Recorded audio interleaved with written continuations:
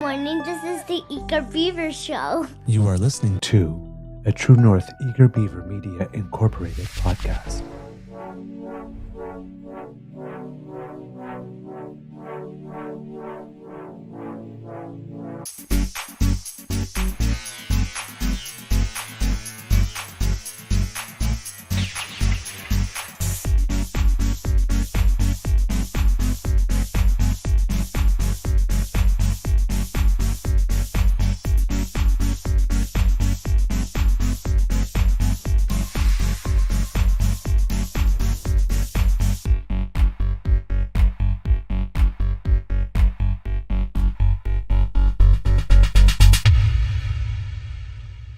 The True North Eager Beaver podcasts are proudly brought to you by our founding sponsors, the Misfit Mysteries from Corvid Moon Publishing, your source for science fiction, fantasy, and cozy mysteries featuring a broad diversity of characters, CanadianTarot.com, your uniquely Canadian online eclectic tarot community, and the Peppermaster, hot pepper sauces made from farm-fresh ingredients to thrill your taste buds and expand your mind.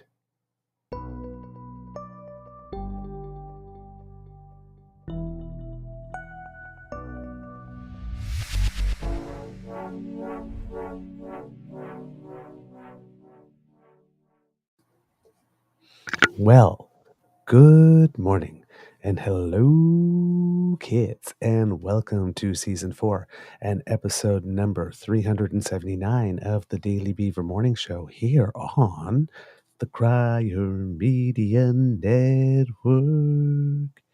Yeah. Smoothed right out of that one there, kids. Today, recording day is Friday. It's Friday, May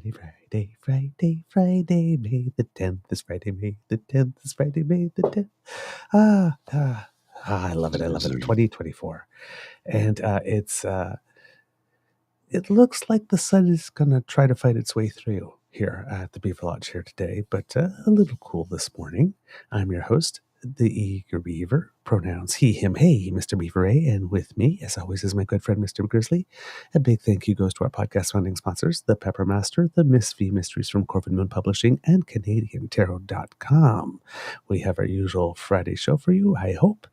But before we do, let's ask Mr. Grizzly how his mental health is doing today, and I will note that I got the episode number and the date and the sponsors right this time.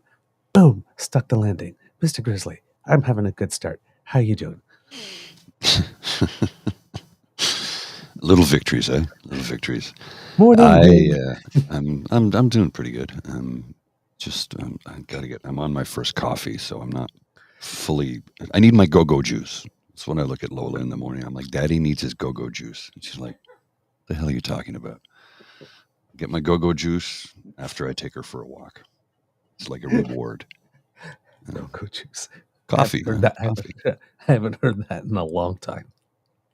What was it? Oh God, I can't remember now. Oh. Can't remember what.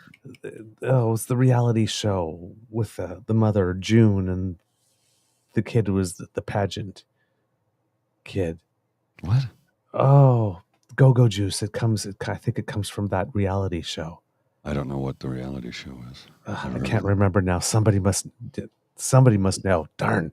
But yes, it was this like reality show about like pageants, like kids pageants, whatnot, and then one kid became like really, really famous, and then there was like a whole industry built around her for a while. I can't remember her name whatsoever. Honey Boo Boo. Yes. Honey Boo Boo. Thank you, kids. Thank you. Never watched it. Neither did I. I just know that's where it's like, I need my go-go juice. Oh, I never heard that. I've been calling coffee go-go juice for a long time. I never heard. Yeah. Oh, yeah. Probably. Yeah, it probably exists before that. But that's how I heard about it the first time. All right. Well, lots of news going on. It's been an interesting week in that there hasn't like been big explosive things there, but there's been lots of undercurrent little things and things that had color and texture, and things are moving forward, but it's the way that people are positioning themselves. And then, of course, there's a heck of a lot going on internationally. Uh, there's 50 elections this year. So, I mean, there's been elections like in Yeah, Panama I and think North there's Macedonia and isn't there 84 globally this year, something like that? 50, I think this year, 84 over the next 2 years. Oh, is that what it is? Okay. Right. Or something like that. But just tons of them. I mean, Putin was just um, inaugurated, I guess you would call it, for the 5th time. And then there was Victory Day, which is the day in Russia where they celebrate having vanquished the Nazis during the Second World War. And this year, Canada, the UK, and the US didn't show up for it, but they weren't actually really invited either. So, but France did. They did go. So not all the G7 nations or NATO nations didn't attend ceremonies, or at least, sorry, the inauguration, not the Victory Day stuff. I believe Spain also attended the inauguration, if I'm not mistaken. But so it's not some. There's still some links, when you're playing the foreign policy game, people going there still from the G7, but the big ones, UK and the US did not, but France did, but because France is trying to play some mediation role and trying to, like we talk on the Israel and Gaza thing, what Canada's doing, and trying to have one foot, with Israel and and trying, but not going so far.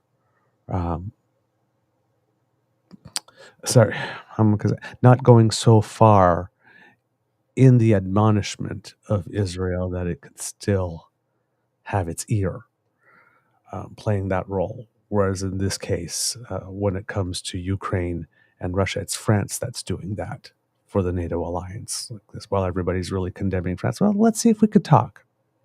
Mm. That's the link, maintaining that over there. So, and in Haiti, the former president has officially stepped down, and That now was to be there's expected. but now like the four main factions are sort of like this: have a person, there was a council, and they picked a relatively unknown person to be president, and it seems that there's not mass objection to it for the moment. So they have a leader, and technically this would be the first time in its modern history that people from Haiti actually picked the leader of Haiti. Right.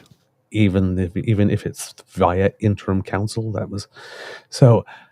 So there's lots going on. There's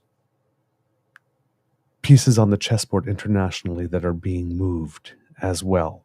We're not sure how it's all going to play out either. Exactly, but there's lots of movement, and the general sense is that the climate is not good for incumbents, right, overall.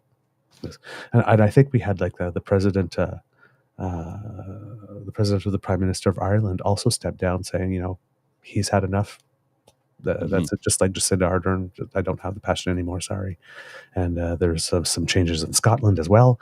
So I mean, it's just it's happening all over the place. There's something going on, and then there were municipal elections in the UK. So we have Rishi Sunak, and those did not go well for the Conservative Party, like at all, like in any way, shape, or form. I think they lost like 10 out of the 11 sort of districts, and same thing with city halls. Mayor Sadiq Khan in London got re-elected.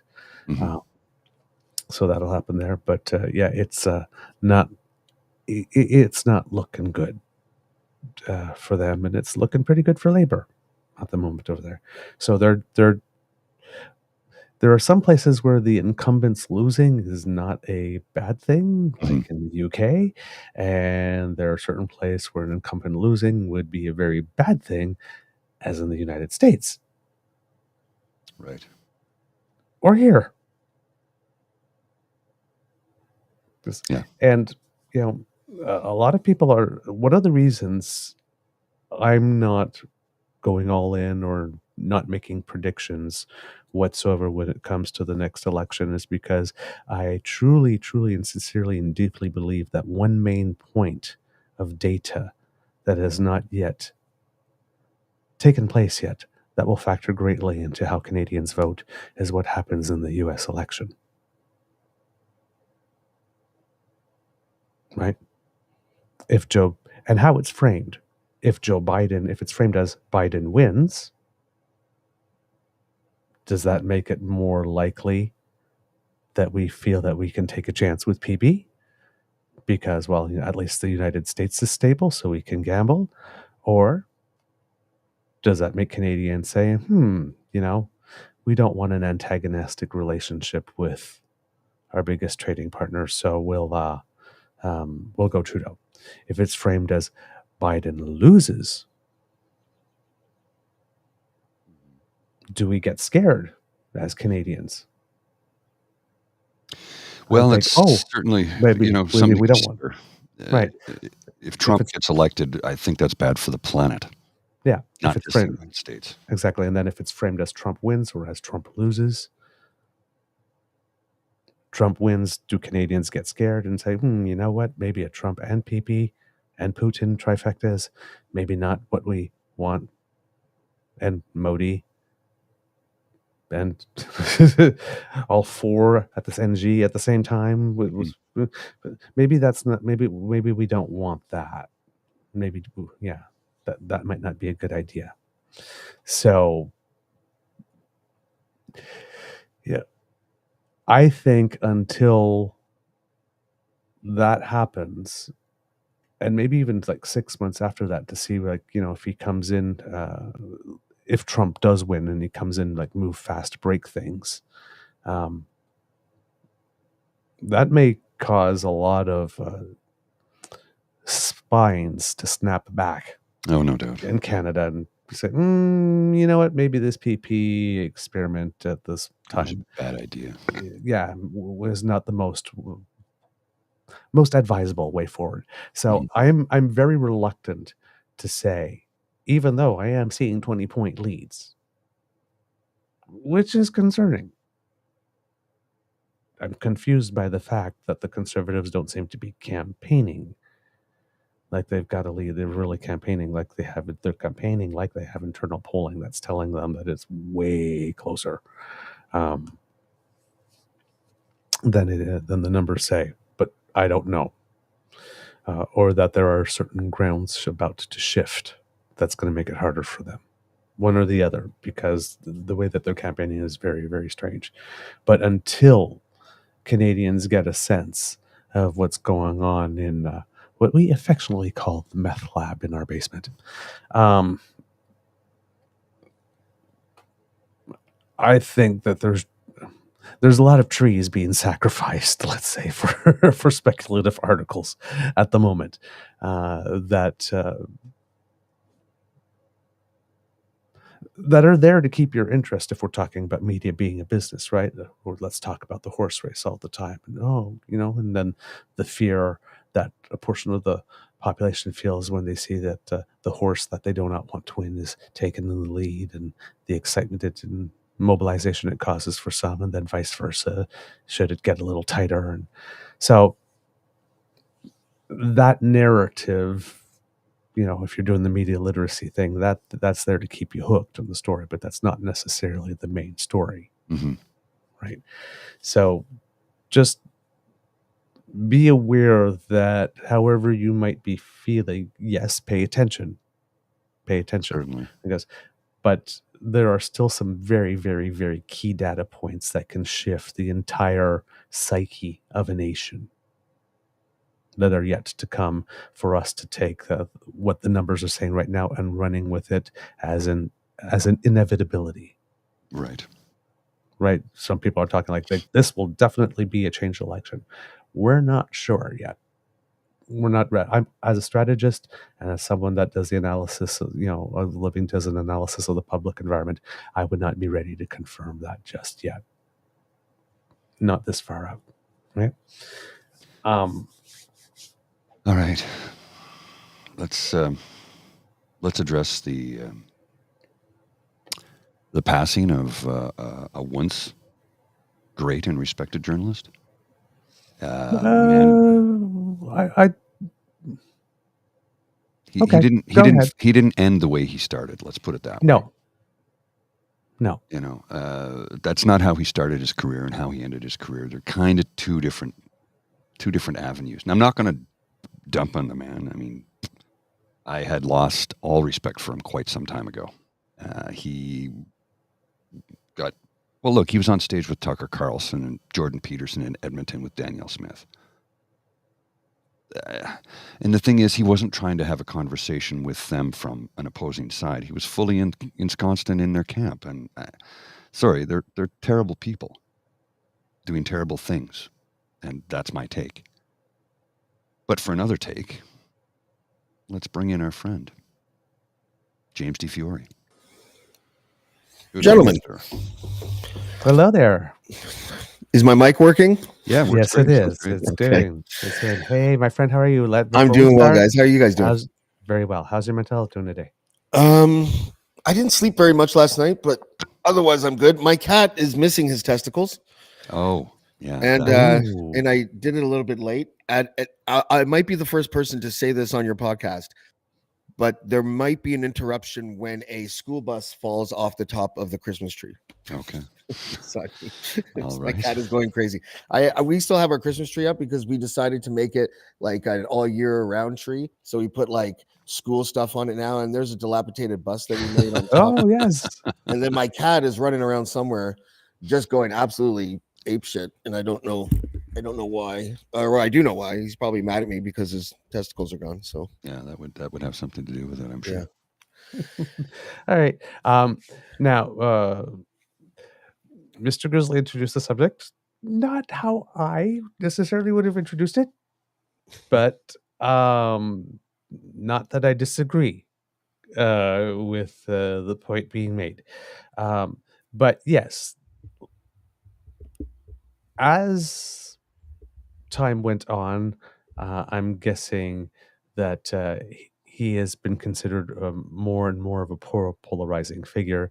So there will be lots of reaction, much similar to the one we had the other day. And I can't, for some reason, I cannot remember who it is we were talking about who had passed away, but we said somebody passed away. Good. That's it. Because we're going to speak good of the dead. That's it. With Rex Murphy, there's a lot of people that will, if they know him from the latter part of his career, whatnot, may be thinking that. But that might not be entirely fair if we look at the whole man. So No, I'm not looking at his whole No. career. It's just the last Yeah. few years. He turned into Don Cherry in Yeah. many ways. A cranky, old, crotchety, bitter old man. I agree Which with is you. a He shame. didn't stick. I agree with you. He didn't stick the dismount He did not. on a great career. And he had a on what- long, great career, one that I respected for decades. But in the last 5-10 years, he's gone right off the rails. And Mhm. for whatever reason, I don't know. I don't Yeah. know. But I just, So there will be, but I just want to say that in the media and in online and whatnot, there's going to be a lot of focus on that. of course. We just want to bring a little bit of something broader, a wider, more nuanced perspective, better, a fully informed perspective, so that we understand that Rex got to where he was, and there was a certain reason for that. yeah. Right.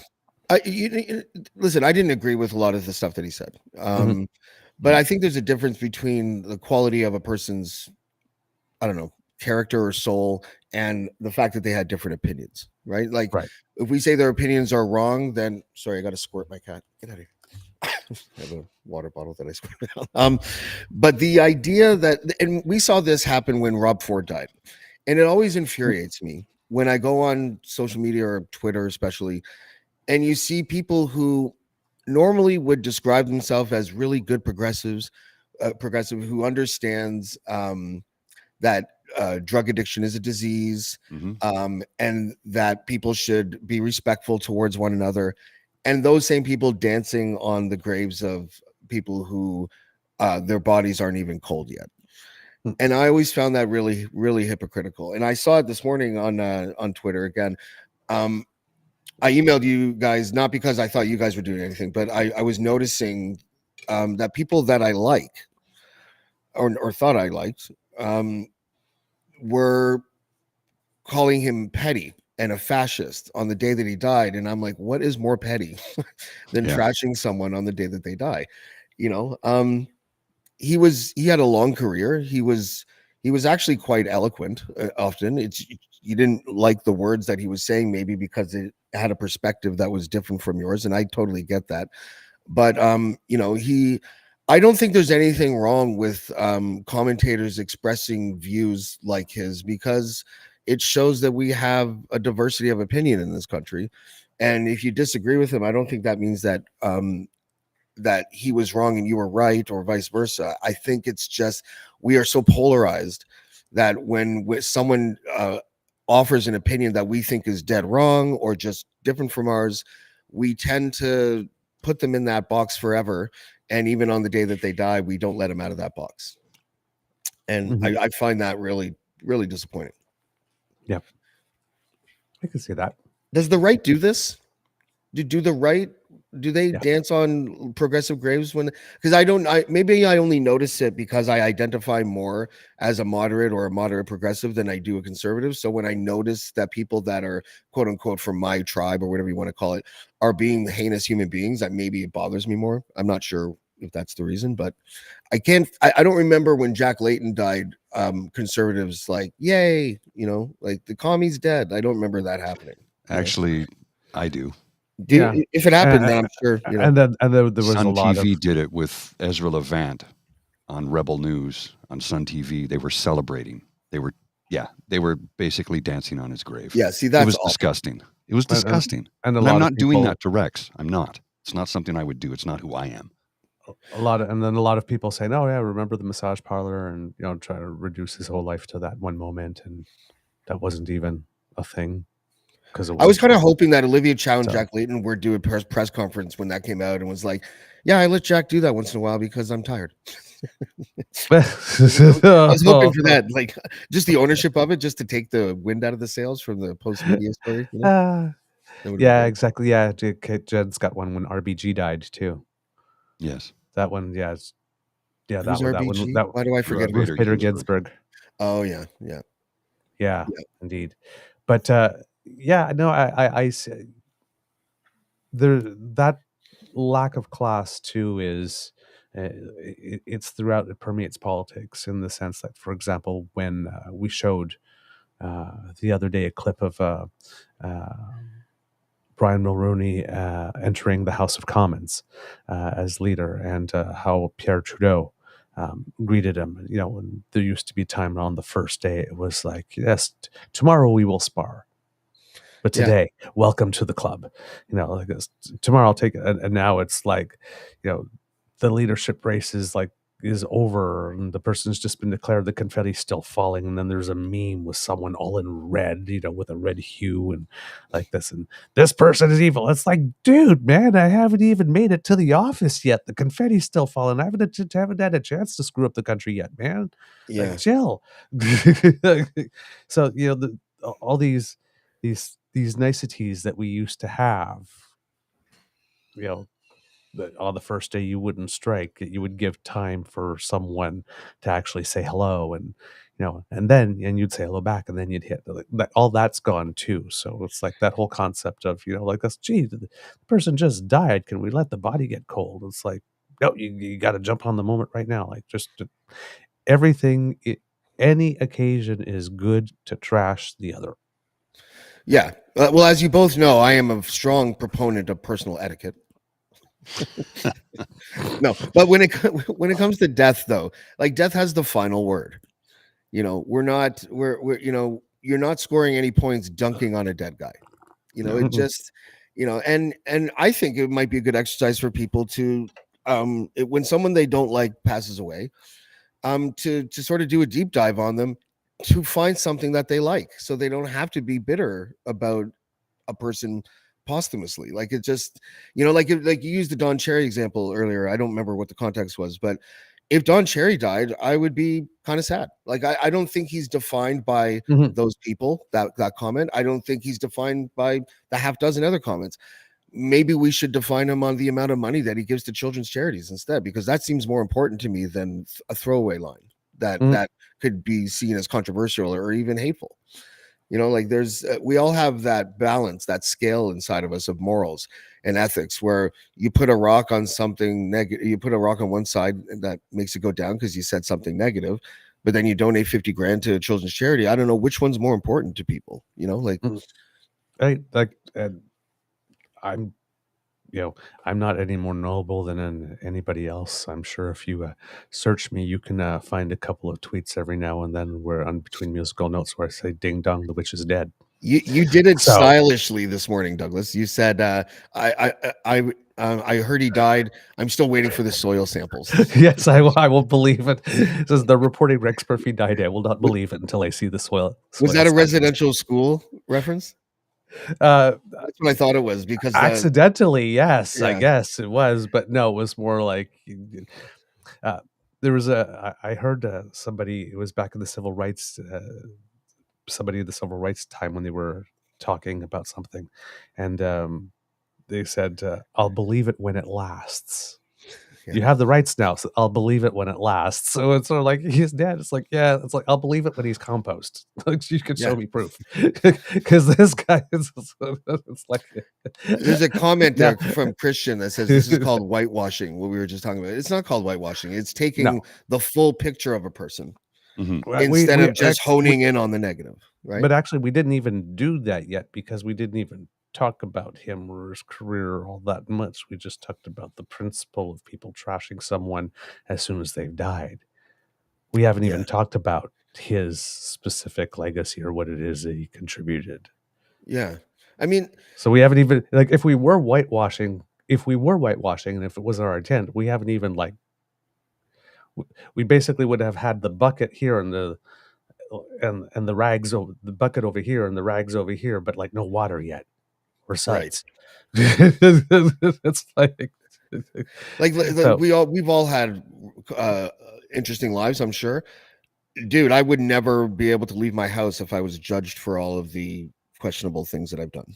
Like, you know what I mean? Like, I would live in fear if I died and then someone opened up the Pandora's box of mistakes that I've made, and then I was just defined by that for the rest of my life, or for the memory of me. Because maybe that's what it takes. Maybe it takes a person who recognizes their own flaws to see this and get disgusted by it. Because again, I saw people that I respected in the digital realm, even journalists this morning. I'm just scrolling through and I'm like, I can't even believe, like, he's a commentator, guys. He's not a war general responsible for like mass graves. Like, he's a commentator.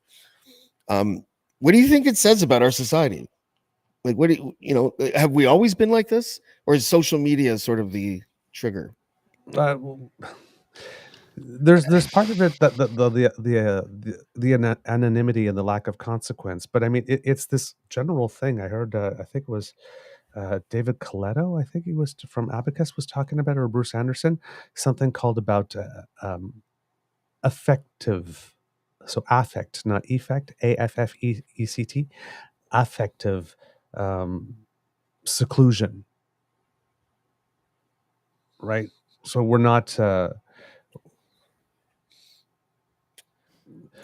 in polling, when we're asking questions like, for example, would you be okay if your child dated, if you were a liberal, dated a conservative, whatnot? Would you be okay if a conservative moved in your neighborhood? Or would you be okay if a liberal, like there's a lot more polarization now. A lot more people now are saying, yeah, that would bother me. Yeah, Like it was. People treat life like a video game now. Social media has made it sort of like not artificial, but not authentic either.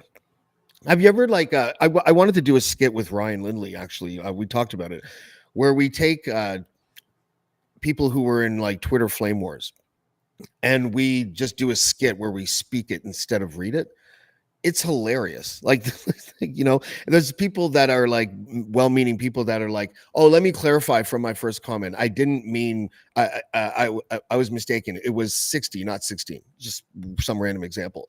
And then you'll get 30 comments like, you said 16. It's like, yeah, I clarified. You said 16. Like, and if you watch people talk like that in real life, it would be like, are you guys having strokes? Like, what's going on here? You know? Yeah. And that's a damaging thing. I don't know if there's a solution for that. We have to just learn in school how to communicate effectively again. There should be a social media communications course in high school or something where we teach people not to be dicks. Yeah, but then again, right? All of this presumes an environment where every account that's on social media is an account held by someone like you, me, Mr. Grizzly, like people watching who actually just want to genuinely exchange on stuff. Mm-hmm. Right? There's the whole disinformation / misinformation industry that has all the other accounts that are on the bots, the paid accounts, the people that are there to, if you're making a good point somewhere, to try and engage you, to take you off that point and remove you from a conversation so you can't keep on spreading information like this, or it makes it look like you're in a silly war, and people, all those accounts, that's there too. So if we had this actual environment, for example, where everybody has, like, that was on social media was commenting with their own picture and their own name, and that was it. If you were a company, you had one account for your company, and that was it. And if you couldn't prove who you were, whatnot, that would be a whole lot different. It would be. I remember. I know why people like. It's not just us out there. No, it's not, and it's really the both sides. Like it's interesting because people are generally the same. If you're a far right person, or if you're a far left person, or a moderate right or moderate left, there are more similarities between us than differences. Oh yeah, yes. You know, especially when we think that we're on the right side of an issue. The negative people will who entrench themselves in that self-congratulatory idea that they're right about something will behave in the exact same way as the right wing that does the same thing. Obviously, there's examples. I am sort of generalizing here, but the behavior of feeling that you're right often results in throwing daggers at people needlessly and unproductively. You know, like, I didn't agree with a lot of things Rex Murphy said, but I remember when I did agree with him, it felt really good because he was so good at making points. Mm-hmm. You know what I mean? Like, the way that he spoke, like, I think it was when Trudeau took office and the Saudi arms deal was happening. That was like, the deal was made by the Harper government, and I was one of those people that was like, tear it up, you know. And Datter, the cartoonist, did that cartoon where the tank rolls over a Saudi woman, and Trudeau's in the tank, and he's like, I'm a feminist. Yes. And it was very powerful. And Rex Murphy, I think, if I'm remembering correctly, did a monologue on that. And I'm like, yeah, waste the billions of dollars and the few hundred jobs in order to take a principled stance against giving a theocratic regime who oppresses women and gay people and all the rest of it. Cancel that deal. Fuck it. You know. Sorry, are we allowed to swear in the morning show? Yeah. Absolutely. It's for grown-ups. I'll try not to. We do a show for grown-ups. Okay. Yay. Mr. Grizzly, you had something you wanted to add earlier. No, I was just going to say that. Look, I had loved his commentary for decades. Mm-hmm. As I mentioned earlier, and I noticed that over the last number of years, he had just kind of fallen off the rails for whatever reason. I don't know. Did I dance on his grave this morning? Absolutely not. You know, he had people who loved him. He had colleagues that cared for him. He had a family. I don't know if he was married, but he had people who loved him. And I don't want to put his entire life into a 5-year period. That's not fair, because he lived 74 years. Or was it 77? 74? 77. Yeah. 77 years. You don't want to put 77 years into a 5-year period and say that was his whole existence of who he was. Again, I'm troubled by his last few years. Prior to that, I thought he was a great commenter and a wonderful journalist. And many people will say the same. Now, there's other people who have said, no, he was always this hack, as they called him. I'm like, oh, okay, if you say so, that's your opinion. I disagree. I think he became a hack in the last number of years, but I don't think that was his entire existence. I thought he was always a very good commenter and a great writer and an absolute wonderful wordsmith. Mhm. Maybe I'm wrong. I'm not Yeah. that smart.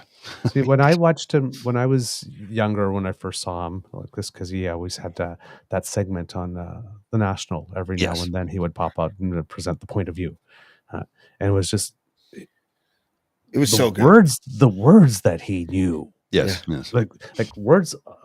I'm the age that I'm at now, and words are my life. And I always loved words and languages and whatnot. That was I was never a math and science kind of guy. I was okay in them, but my natural interest went to languages and words and history and humanities and all that type of stuff. And to hear him just the words coming out of his mouth and how he can make an argument and string things together, and it was just like, and back in high school, I was a debater too. So it's just like, wow, look how he's putting stuff together. And it's like, take some notes, because if you want to win a championship, you got to do it like that, right? And I often agreed with some of his views more back then, and then often disagreed, but I was more, I leaned way more, or maybe I still do, and it's just all the parties that have changed like this, but I would have identified more as I was coming into politics as an actual progressive conservative than anything else at that time in my life. So if he was always on that side, then yes, probably. And then, life happens and your eyes open up, and you realize you might have been a little misguided here and there, and you adjust. But What were this the guy, views? What were his controversial views? Because I don't really. I mean, I probably could guess, but I just specifically I remember a couple of things that were controversial. Like apparently he was like a oil lobbyist or something like that, and then was speaking in a climate change denialism sort of context. Well, he also said that systemic racism did not exist in Canada, which we all know to be total bullshit. It does. It has. It's not changing anytime soon. You know what it is? The right have an idea about systemic racism where they define it differently than the left do, and they don't mean. I spoke to Christy Blatchford years ago about this before she passed away. She was my neighbor, so I was just here all the time, and she's like, there's no understanding of like the reasonable conservative view on the history of racism and present day racism. It's not that they think it doesn't exist. They just, there is a belief that if you claim that an organization is systemically racist, that you need data to establish it. You need individuals who have demonstrated this. It's not about stats on hey, this department has 100 people and there's only 11 people of color. Well, then you have to find out how many people of color applied. Then you have to find, like, it's not always like racism. That's it. Close the door. That's the end of it. And I think that because we don't talk to each other anymore, we don't understand that sometimes what may sound like a totally ignorant thing to you may just be a person's thought process being different and not being unpacked enough for you to understand what the actual viewpoint is. And I'm not trying to throw. That's a fair statement, though. No, I agree with you, James. I do. One of some of the things he said, Rex Murphy. I miss Donald Trump and the hypnotic hold he had on his enemies. Like, dude, that's not a good take. And I mean, he was on stage with Tucker Carlson and Conrad Black in Edmonton back in December. Like, but what's wrong with that, though? Well, other than the fact that you don't like them and their opinions, I don't like them either. But I'm just wondering. Here's what's wrong with it. Okay. He was fully in their camp, fully ensconced, and fully on their side with everything they were saying. That's why I have a problem with it. He wasn't debating them. He was patting them on the back and saying, yes, let's go. That's what I had a problem with. Because guess what? They're not good people. What's funny? Of humanity knows that. Tucker Carlson was on Joe Rogan, like, I don't know, a few weeks ago or a month ago or something. I swear to God, Paul, if you watched the first 45 minutes of that podcast, you would walk away thinking that Tucker Carlson was progressive. Oh, yeah, really? It's so weird. I know that sounds strange. I never expected that, but he's talking about, like, he's basically a pacifist. He said that the biggest war crime in history was dropping 2 nuclear bombs in Japan. You never hear conservatives saying stuff like that ever. And I think that and they do it deliberately, right? Like, Tucker Carlson's a capitalist at the end of the day. So he'll inject some of his stronger opinions with even more steroids in order to activate the people that support him. And I understand that's I think it's unethical and shady. But there's also like a caricature that we give people where now for the rest of Tucker Carlson's life, half the population just writes him off as a white supremacist, racist, knee-jerk reactionary conservative, and that's it. And I just don't, and I think that's our biggest problem right now. That's what gets Trump elected. That's what gets, that's what fuels protests where violence breaks out or when bigotry breaks out on campuses because of wars that are going on the other side of the world. We don't talk to each other. And I think there's like watershed moments all the time happening, like the death of Rex Murphy, where we can actually talk about how we never talk about things, because that's why shows like yours are so important.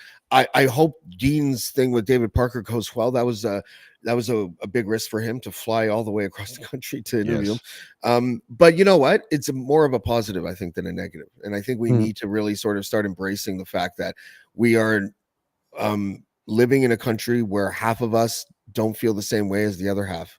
Mm-hmm. And instead of just pointing fingers and yelling at each other all the time, we need to sit down and actually talk. Like we can remove the fringes from either side. Mm-hmm. They can, and unless they want to smarten up and be more civil and be more logical and all that, they can leave. But that's not a big swath of our country. That's like maybe 15% in total. If it's even that big, right? Yeah. Yeah. Sorry, Douglas. Yeah, but we did, like, even just the conversations we have now, like following the chat, we've already lost some people. Like, it was not even being open, willing to hear just this part. And nothing of what you said is controversial stretch. Like, these are probably these are probably, I know these to be actual things. Mm-hmm. Yeah, it's nothing has been caustic or controversial. No. But I know these things to be an actual thing. Yes, there are times that. How many times have I had a conversation? But just the other day we had a gentle. I'm going to assume a gentleman, going by Trent something, who started out chatting, and it seemed to be maybe a little more assertive than it needed to be, considering that we're a friendly bunch. And it was like, yo, you don't need to have elbows up. Like, there's some house rules here. If you really have according to the house rules, express your opinion like this. We're okay with it. Yes. And we got to, like, thank you for letting me stay. And then another day, a couple of days ago on the show, was like, I don't always agree with your opinion, but I appreciate the way you bring the news. Yeah. Right. So, it's sorry, saucy. It's true though, right? Say it for the listening audience. I can treat it from Saucy Sea Witch. I can treat someone with civility and still think they're an asshole. That's perfect. Yeah. Put that on my headstone, because right. So what I'm saying is that what you are saying is true. Like this, we don't listen enough and all that kind of stuff. Now, trying to like coming or however. No. We sort of strayed a bit there from Rex Murphy, because we're talking about like general sort of right stuff and right and left and whatnot. But as it pertains to Rex Murphy specifically, I just like want to read a couple of things in, because it's not necessarily his visibility over the last couple of years, if he's only come into your public consciousness over the last couple of years, gives you the impression that he's been one type of person all along. And I just want to read a little bit, because I do believe in giving people their due. So according to the CBC here, Rex Murphy, the controversial Newfoundland-born pundit and wordsmith whose writing and often blistering commentaries were the focus of a decades-long career in Canadian media, has died at the age of 77, according to the National Post. Also, because it was according to the National Post, that's also one of the other reasons why I said I wanted swell samples, because yeah, I'm just got to fact check that, boys. Yes, I mean, it's just National Post. That's exactly what you'd want us to believe. Yeah. As there's an election coming. Yeah. Sympathy vote for PP. Yeah. Right? Yeah. Wow, he's doing his part, that conservative. Picks or it didn't happen. Yeah. Quote, "You may not agree with what Rex had to say, but boy, oh boy, could he ever say it," said comedian and fellow Newfoundlander Mark Critch, who performed an impression of Murphy on This Hour as 22 Minutes. Those were so great, by the way. They were amazing. Remember you need to look those up. You need to. So in the eyes, you really need to look those up, kids. If you want to pay yourselves a little treat today, look up Rex Murphy. This hour's 22 minutes, and I think there was a couple of times where he appeared on it with him, right? Oh, Too? really? I I believe think, so. yeah, Yeah. I think there was a couple of times he laughed at himself by appearing at the same time. That's my favorite thing, when impersonators impersonate in front of the person they're impersonating. hmm Yeah, I love that.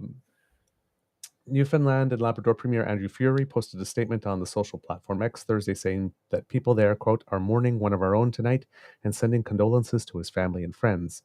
Murphy's, quote, quick wit and mastery of words were unmatched, and his presence was significant, whether or not everyone always agreed, Furey said, echoing a theme that Critch touched upon in his own remembrance. Critch told CBC News that, quote, he'd only known a world with Rex in it, explaining that he grew up next to a radio station where his father worked along with Murphy. Quote, as a little boy, I remember seeing this man with wild hair and a golden turtleneck listening to music with Dad at the house, and he was larger than life. Former Prime Minister Stephen Harper, in a tribute posted on social media, remembered Murphy, quote, as one of the most intelligent and fiercely free-thinking journalists this country has ever known. In another social media tribute, Conservative leader Pierre Poilievre called Murphy, quote, an icon, a pioneer of independent, eloquent, and fearless thought, and always a captivating orator who never lost his touch. Murphy graduated from the Newfoundland Memorial University before attending Oxford University as a Rhodes Scholar in 1968. hmm Wow. He Yeah, got I to knew start that. lending a hand at the private radio station VOCM in St. John's, backfilling a talk show while its host went on vacation. Murphy would go on to spend many years working with CBC, including work on both radio and television. He was a National Post columnist at the time of his death and had previously written columns for the Globe and Mail. Quote, when Rex had something to say, he knew exactly what he wanted to say and how he wanted to say it, Kevin Libin, a longtime editor of Murphy's work at Post Media, told CBC News on Thursday evening. Murphy, and this is what Murphy is most well known for here, kids. Murphy hosted Cross Country Checkup on CBC Radio for more than 2 decades and was a familiar face to longtime viewers of the CBC's The National. His appearances on CBC TV date as far back as the 1970s. Cross Country Checkup still exists as a show today, Yeah. but he was on that for over 2 decades. Yeah. That's when his Crossing hair the was at country. its finest. Yes. Yes. Now they go into controversies and criticism. Murphy's work drew criticism at times, including for accepting paid speaking engagements for the oil industry. In 2014, while still hosting Cross Country Checkup and regularly contributing TV essays to The National, members of the public complained to CBC's ombudsman that Murphy was in a conflict of interest for doing paid speeches at oil industry gatherings. Murphy had long defended the sector, including on CBC, saying the oil boom saved many of his friends and fellow Newfoundlanders from economic ruin when the East Coast fisheries collapsed. Again, perspective. Yeah, because he was a proponent of that industry before he became a paid spokesperson for that industry. So it wasn't Exactly. like his opinion impacted how he accepted the job. It wasn't that he accepted the job and then changed his opinion. So I think Right. that's But worth if you pointing saw out. the collapse of the fisheries, you know Yeah. how hard that hit. Yeah. You can, that's why I'm saying when you take time to get to know, okay, you know what? I don't agree with you, but I see how you could see it that way. Right. Yeah. And you have to respect the individual who doesn't care about blowback when they are offering their opinion. You know, I've got a small theory here I'm going to float, and you gentlemen tell me what you think about this. You noticed, you know, Rex, as he got older, his hair got a little bit wilder and a little bit crazier and a little bit higher, and he had a Trump or what's the guy in Argentina, his haircut, and Javier Milei. Boris Johnson. So all the bad, evil people have the worst freaking hair later in life. That's Not mine. evil. He's That's not my evil. line. That was my observation. I know, but you know, I just like Supervillain look at what hair. happened to Rex's hair. Maybe Rex, I don't know what happened. You know, but did he flip? Like I just ask you because I don't really know. We're saying that in the last decade, and obviously I noticed it not because of the contrast and difference with how he was beforehand, but he was just you know, the controversial opinions were coming at a time where social media was exploding and you know, and there was more division and everything. But did he flip-flop on issues, or like did we just not know until the last decade or so that he had these viewpoints because he was on CBC, right? Like, I might suggest it's probably maybe more the latter. Mhm. Okay. because a lot of this seemed new to me as it was happening based on Yes. what I knew of him to be true. It's like, ooh, man, you're taking a turn. Yeah. Yeah. In Yeah. the last number of years. And is it now here, let me float this one for you. You will notice that elegant, eloquent writers such as Conrad Black, who has been isolated from the real world for decades. I think Rex got into that upper echelon as well, where when they have so much money, they don't know how the rest of us actually live, and they've lost touch with that part of reality, and they get bitter and angry and seem to want more. Maybe that's what happened to him. I don't know. I'm just throwing that out there as a possibility, that he had been in the halls of wealth and power for so long, he felt he deserved it. Maybe. I mean, I'm looking at the comments here, and there's a couple of them where it is a little confusing. Like saying that he was that the money impacted his opinion. I don't think that's true. And it is also worth pointing out, I think, that there are a whole contingent of people that feel like they were progressive 10 years ago, Mhm. haven't changed their views, and are Mhm. now being labeled as conservatives. So if you're a Right. conservative 10 years ago and you haven't changed your views, you're now considered far right. And I think that's like the spectrum shifted more than people did, I think. Yes. The window s- is shifted more than Yes. people have done, definitely, for sure. Yeah. So, I mean, look, listen, we're still old enough to remember when carbon pricing was a conservative concept. Yes. It's not that long ago. Can you put Vim's comment up and let me just show my glorious scalp? I love that. The less hair people have, the closer they are to perfect. Love you. Well, talking about this, later in life, according to the article, Murphy became a loud detractor of the federal Liberal Party, despite having twice run as a provincial Liberal Mhm. candidate in the mid-1980s. So again, people saying he was always a conservative, not necessarily, and Prime Minister Justin Trudeau's government. But he still had Liberals who admired him, such as longtime politician Bob Rae, who posted on X that while they disagreed on many things, he never, quote, lost affection and admiration for him. He loved Newfoundland and Canada and was fearless. He was also an outspoken opponent of wokeism, progressive ideology, sensitive to systemic inequities, and argued in his column that conservative voices like his were being pushed to the margins. Yeah. In a 2022 column, he decried, quote, the frenzy of woke politics and the cancel culture. It has bred and nourished the prescription on what may or may not be debated or talked about. 2 years later, he had been at the center of one such frenzy for another piece of writing in the National Post. A week after Minneapolis police murdered George Floyd, a black man, Murphy accused Liberals, both in general and in the party, of trumping up racism in Canada. Quote, most Canadians, the vast majority in fact, are horrified by racism and would never participate in it, he wrote. We are in fact not a racist country, though to say so may shock some. The column was widely decried, prompting an editorial review at the Post, which eventually added a note at the top of the piece saying it fell short of the newspaper standards. Well, I mean, he's a white man in a position of power saying racism isn't really a thing. I'm like, oh, really? Why don't you ask somebody who's been on the receiving end of it then? Yeah. There's And that. there's diversity of opinion inside people of color too, though. Yes, there's absolutely. people that agree. There's black people that agree with Rex Murphy. Yeah. You know, and now that's what I'm saying about the nuanced perspectives that we never talk about anymore. You know, and that, and I think it's hugely important, especially now. Yeah. He's also, Mark Critch mentioned when he was talking about him that as much as he has been a stalwart anti-Justin Trudeau, Rex also believed that Prime Minister Pierre Trudeau was one of the greatest Canadians that had ever lived. Yeah, so strange contrast there. So he's not friends with Stephen Harper. You remember that? See, that's a great example. That's a good example. That's a good example of someone on the right trashing a progressive person on the day they died. When Stephen Harper put out his 1,000 word admonishing Pierre Elliott Trudeau literally on the day that he died. Yeah. I don't know if you remember that, but that was especially kind of heinous. Like, you know, and if Stephen Harper died tomorrow, like, listen, like we should save this kind of vitriol for people like Putin, you know, like. I know, but that's what I'm saying. Like, you know, if Stephen Harper were to pass away,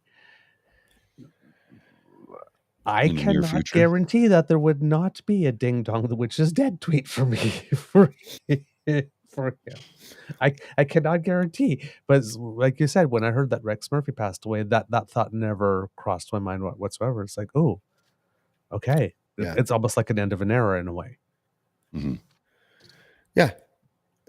We need to save our vitriol, I think, for world leaders, a little bit different because they are in that position where their decisions impact lives.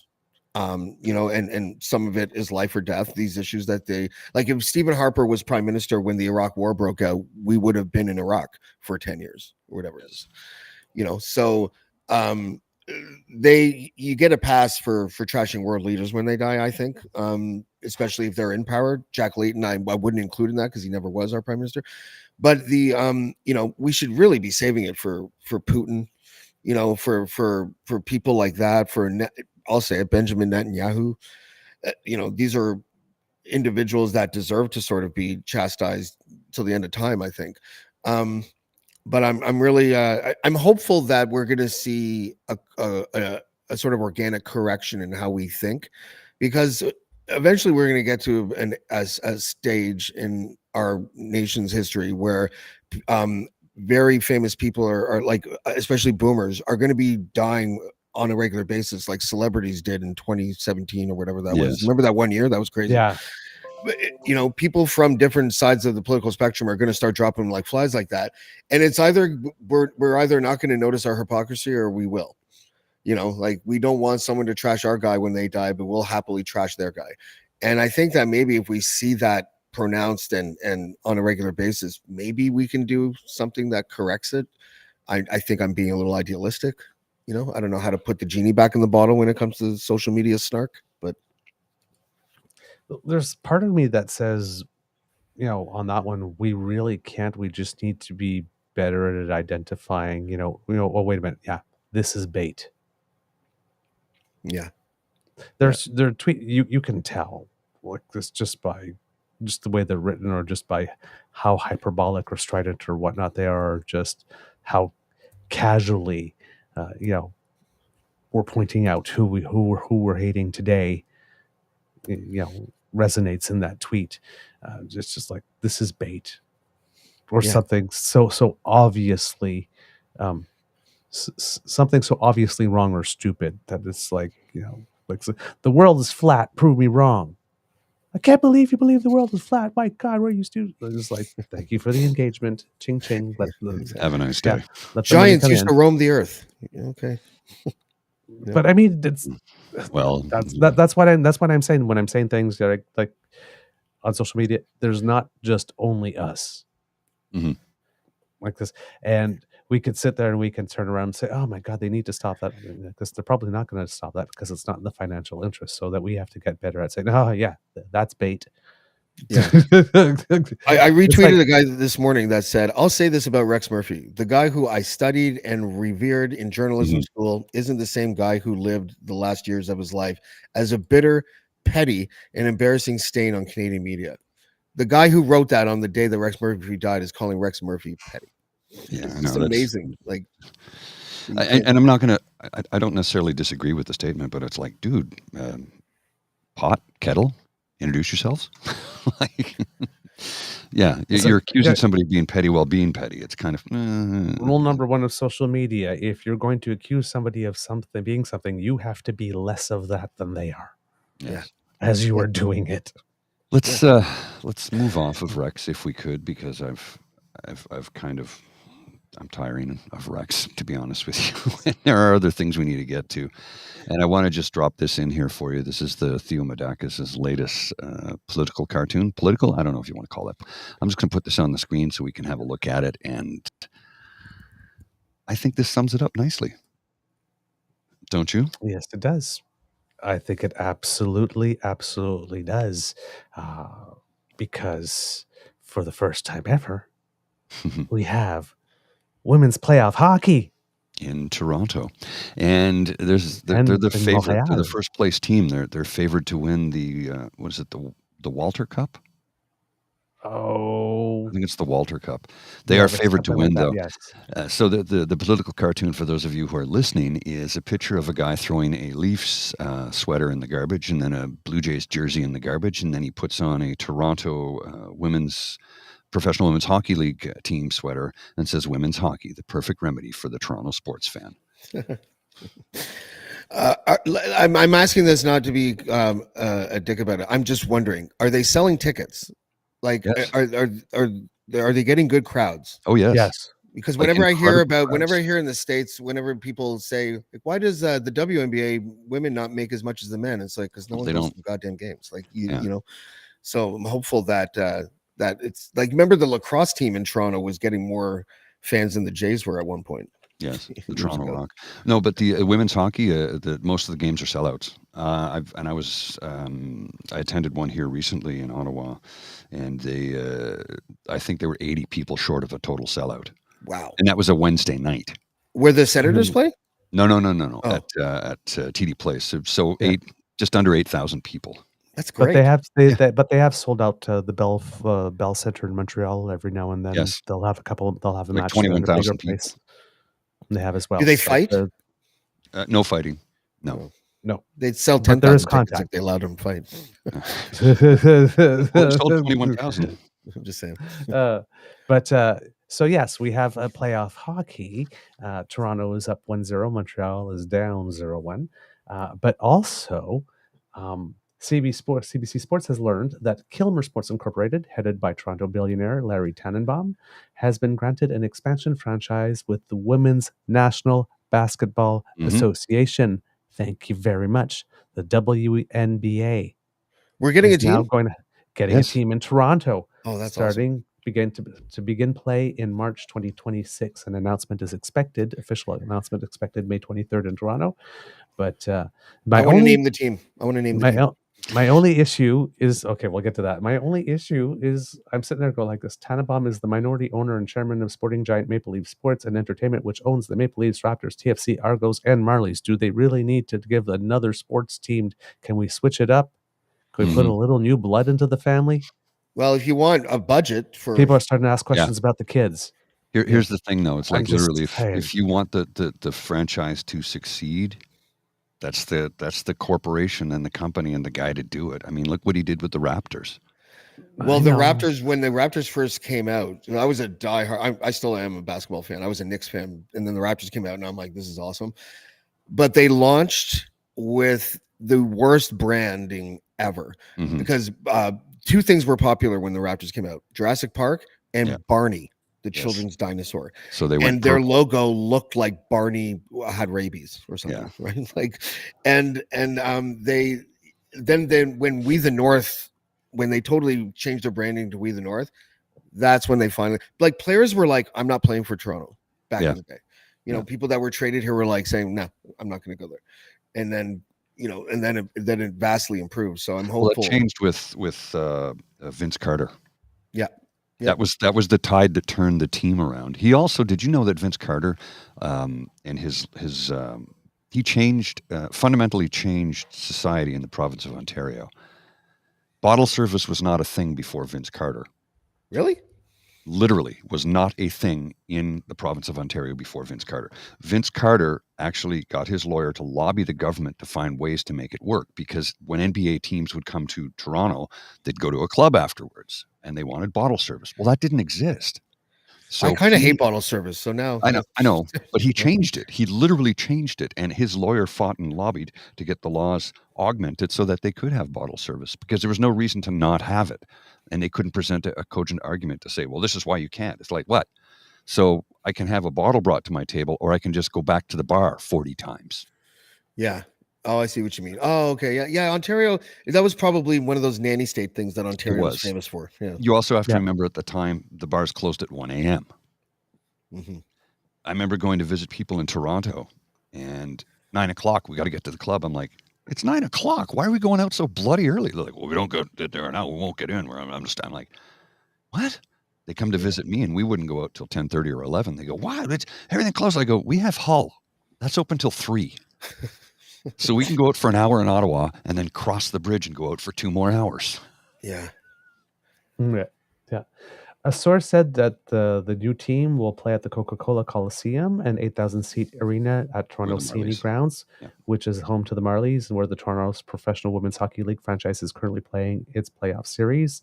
Professional women's sports has been on the rise in Canada as the formation of the PWHL that has the other two Canadian franchises in Ottawa and Montreal, as well as a new women's soccer league that is expected to begin play in 2025.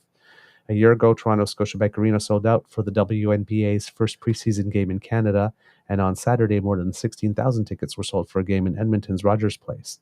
So hopefully there is lots of demand for this product. Do they know the Yes. name? Did No, they no, say what the name is? No, they did Yeah. not say yet. No, that'll So probably happen on the 23rd if there is a name. I once did an on the spot just random pitch to Tannenbaum when I saw him at the TD Center once because I wanted to change. This is before We the North. I wanted to change the name of the Raptors, but the women's team would work too. I think that the Toronto basketball team should be called the Toronto Streets because it's abstract. Right, like the marketing that you could do with that, it is crazy. You get the urban demographic and the hip hop crowd and everything supporting it.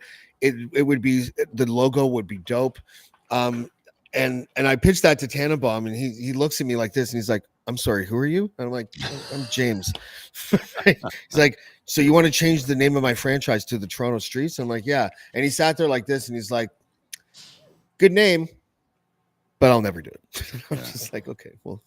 Maybe now you can do the women. If he does that now, do I get money? If he remembers You better our call conversation, him. Yeah, I should. You better call him. I'm pretty sure the branding's already done.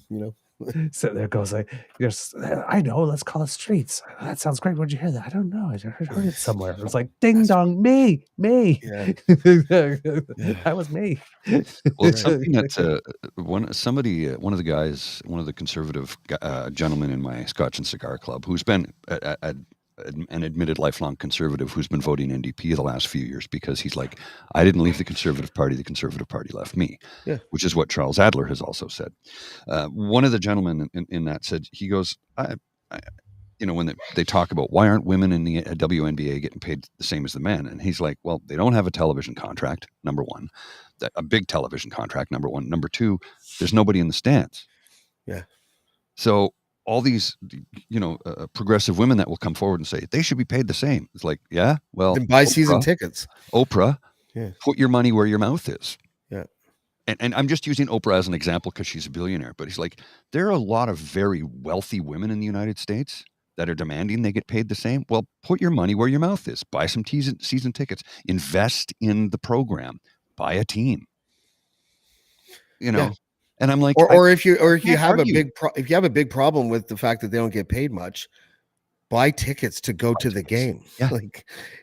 It's an interesting. That was one of those low hanging fruit points that people would often make that never made any sense. And then if you said what Paul and I just said, like I'm talking like, remember when political correctness was at its peak in like 2017, 2018, like where it was like, you really like, it was the favorite topic of conversation among lefties was to not say this, don't say that, don't say this, don't say that, and that was one of the things, like people would get entrapped into conversations about the disparity between men and women's salaries in sports. Mm-hmm. And if you said what we just said, people would be like, it's toxic masculinity. And it's like, no, it's basic economics. Like, it's a simple fact, right? Look at tennis. Mm-hmm. Serena Williams gets paid whatever her market value is, and she gets paid more than most of the men, right? She's like one of the greatest tennis players of all time. Period. And then then there's that John McEnroe thing, and then Serena saved John McEnroe. Do you remember that? Mm-hmm. Yep. Yeah. So it's, anyways, I think women's sports are going to be a big thing over the next decade. I think it's going to grow. Yes. I think there's going to be a lot of interest in that WNBA team. I think it's going to be dope. Well, and I can tell you, as somebody who has attended a women's professional hockey league game, it's good hockey. It's really good hockey. And the fans are into it. I mean, everybody that is there is into it. And it's not, and I looked around the stadium, and it was probably maybe a 50-50 split, male-female. And I'm just using those as gender binary terms. Don't anybody get upset, please. But say somebody who would present as male and somebody who would present as female, if you just look at them, about a 50-50 split. And the dudes were into the men. Sorry, dude is not a non-gender biased term anymore. The Oh, men stop. were into it just as much as the women. Yeah. And in some cases, guys were like just freaking out. I'm like, so good, a good product on the ice will put butts in seats, period. And it's a good product. And the reason why we pay athletes millions and teachers a pittance is because teachers get paid with public money and athletes get paid based on the market value of the franchise that they play for. So, And you know, when people go on about, well, why it's disgusting how much money they're paying him, I go, if the ownership can afford to pay it, do you know how much they're making? yeah. And they were ripping off athletes Oh, for a God. long time, you know. For decades. Yeah. Gordie Howe was never paid what he was worth. No. Never. Dude, Michael Jordan, what, like, he forget endorsements for a second, just his NBA salary. He wasn't even the top paid player in No. the league until the last couple of years he was in Chicago. Yeah. You know, I mean, he makes all his money on his Air Jordans. Yeah, something like $480 million a year is. Oh my is God, what he dude! profits. Every single NBA player has the Jordan Jumpman logo on their uniform. You know? Yeah. He actually, like, Magic and Bird. I'm sorry if we're going off topic here for a second, but like No, it's fine. Magic and Bird helped rejuvenate the Yes, NBA. They really did. But when Jordan came, Yeah. billions and billions and billions of dollars have been generated just because of Michael Jordan. He made people want to watch. He made, dude, I used to get, I owned 5 pair of Air Jordans because of my midlife crisis. When I was a kid, I used to get a shot of adrenaline when I would see a Michael Jordan poster or his shoes or something like that. It was just, you know, he was a transformational athlete, and basically the economics that are attached to him are staggering. You know, so there's a reason why we pay athletes millions of dollars. It seems obviously grotesque how much money they make. Like Ohtani's making, he got a $700 million deal, you know, because he's a pitcher and a hitter. Yes. And, you know, but that's the market, you know, like the owners are not going to pay people more than their market value. You know, they're not going to do that. So it's just that we live in a crazy world where beers are $25 and tickets are $400. So yeah. And it, you know, remember a few years back, must be, oh goodness, 10 years ago. I don't know if I told this story, but I'll tell it now real quick. 10 years ago, I had tickets to a Sens game, and brought my dad along. My dad says, I'll get the first round. I go, okay. So we walk up. Thank you, babe. We walk up to the vendor, and my dad goes, 2 Coors Light, 2 big ones. He puts a $20 bill down, and the guy goes, sir, that's not enough money. What? I'm like, Dad, they're $12 each. Jesus Christ. Yeah.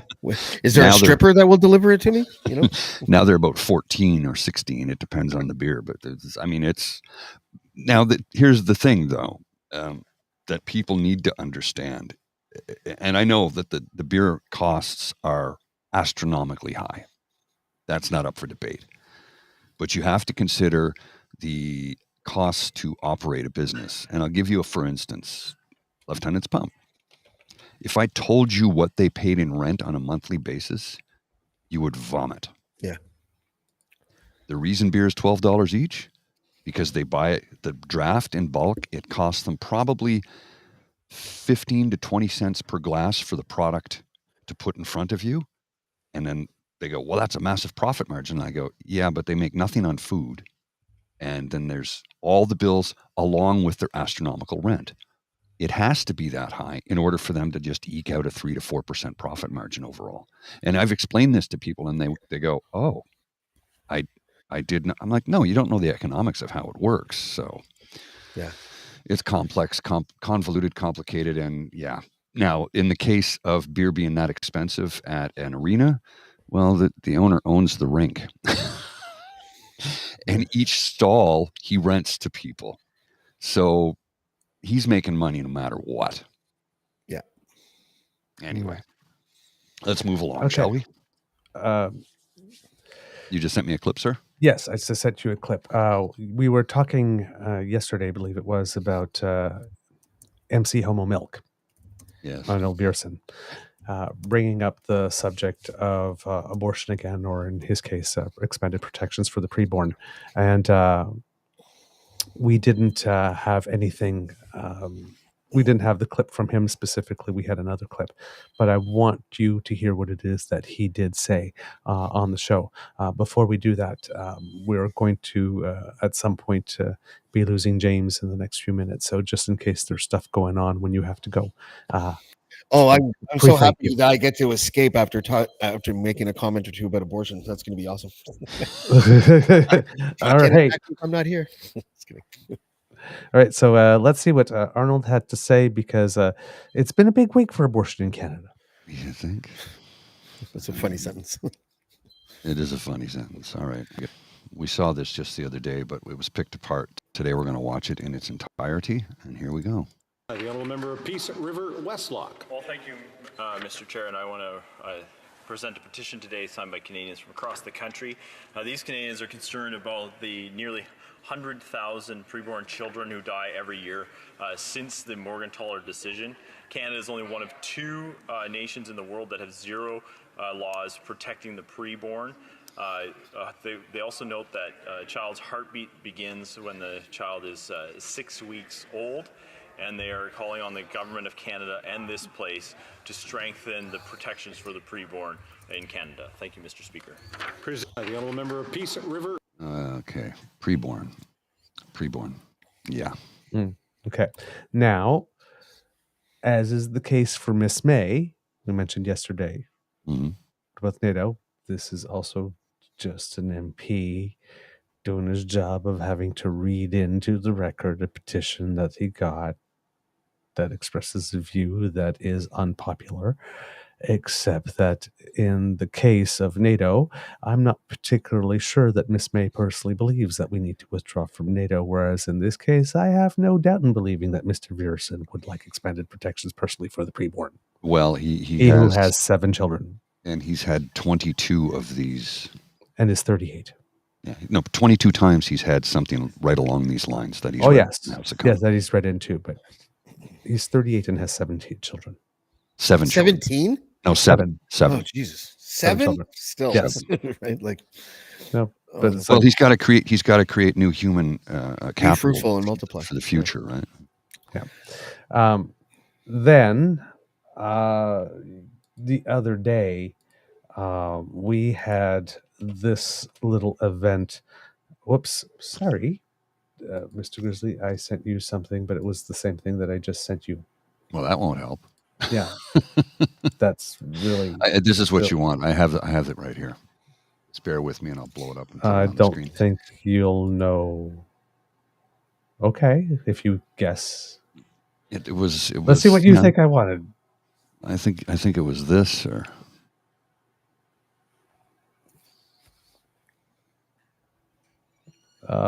Nope, but we could go there too.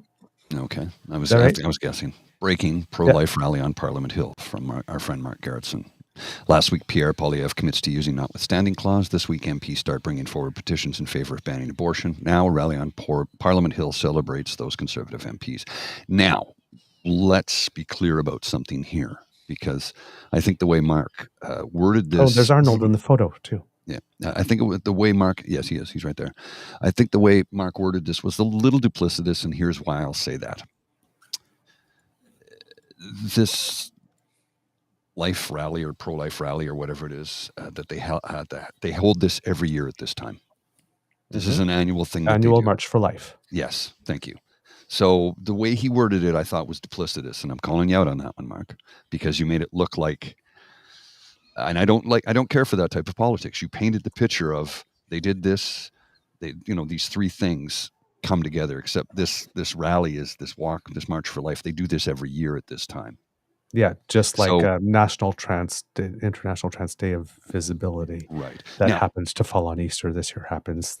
Right. That's the greatest irony, isn't it? Yes. For religious people.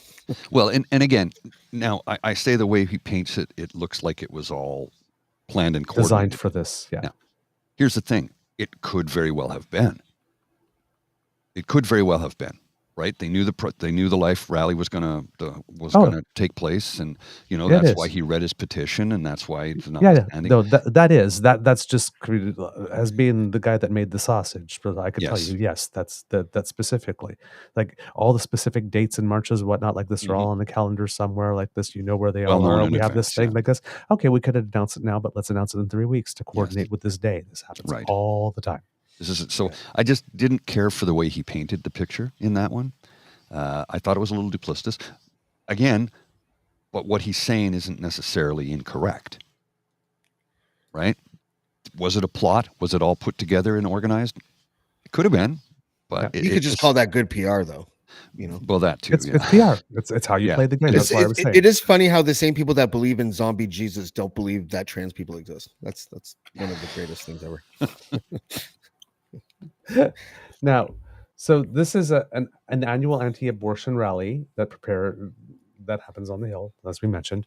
Now, the interesting part about this is that a statement from Pierre Poilievre's Sebastian Skamsky. Again, notice that we never hear it from Pierre Poilievre's lips himself. In response to Marcy Ian's comments. Now, Marcy Ian is the Minister for Women and Gender Equality and Youth, and she said, "Are we fear-mongering? Unequivocally, no. It wasn't too long ago in this country that abortion was a crime, so it's not too much to say that this is the slope we could be going down," she said Wednesday. And, Skamsky said, "These outlandish claims showed the true desperation of Justin Trudeau and his flailing liberals. A common-sense conservative government will not legislate on abortion and therefore would never use this section of the Constitution pertaining to this matter," Skamsky wrote. "A conservative government will only use the notwithstanding clause on matters of criminal justice." And again, as I mentioned yesterday, if you believe that, I have some beautiful ocean property on the north coast of Alberta and Saskatchewan to sell you. Mm-hmm. Step right up. Make me an offer.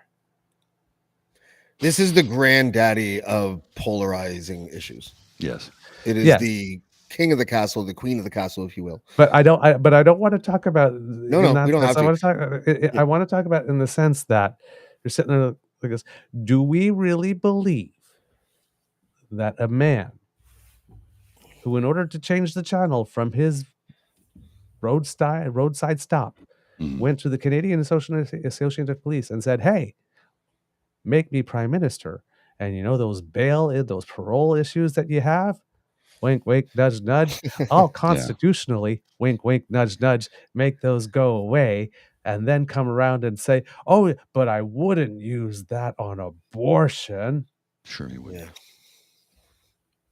Well, and let's when not he forget leads a his, party that has like more than half of his MPs vote on backbench motions to restrict somehow choice. Really? Well, and they're trying to backdoor it, right? They're trying to backdoor it. I will do anything for love, but I won't do that. Really? Remember what's in that meatloaf? Jesus. When they brought forth legislation, they tabled a bill. No, it wasn't even a bill. They were trying to get it to become a bill to protect pregnant women. I'm like, we already have a ton of laws that do that right now.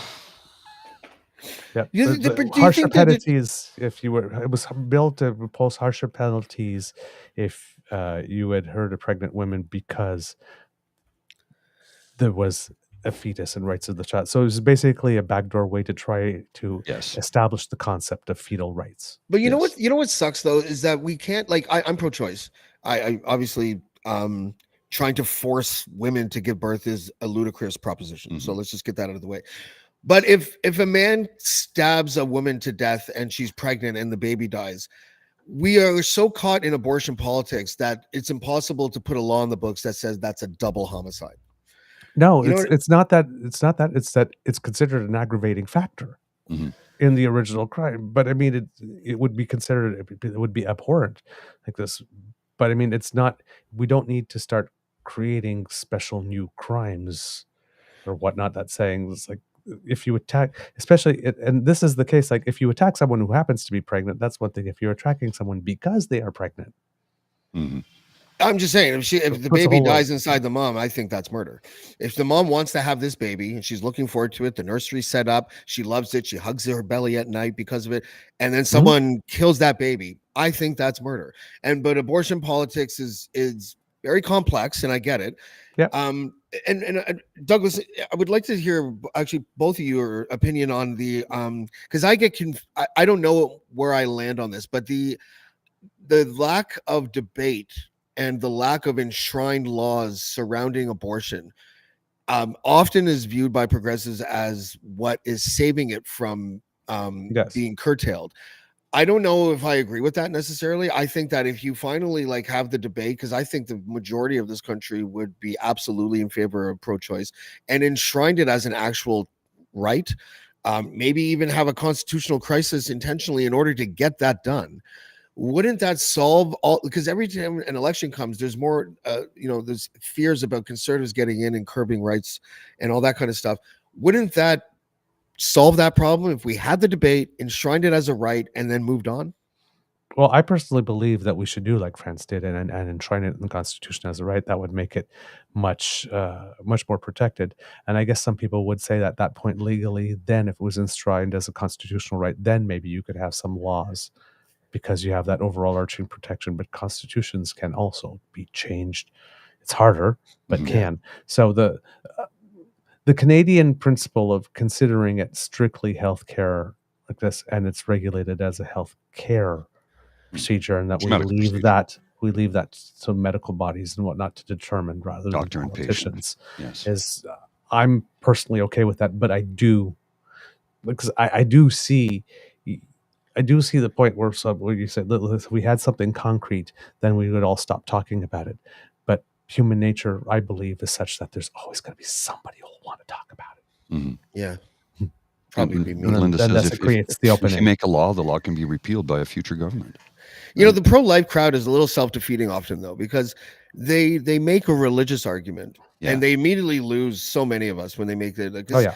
I'm actually very sensitive to the idea that if you believe that a baby inside a woman's womb is a life worth protecting, and you view abortion as ending a life that could have been saved, I'm sympathetic to that position. You know, I'm still pro-choice, but I understand that. Yep. Louis C.K. had a funny bit where he's like, abortion is exactly like killing babies, but women should have the right to do it.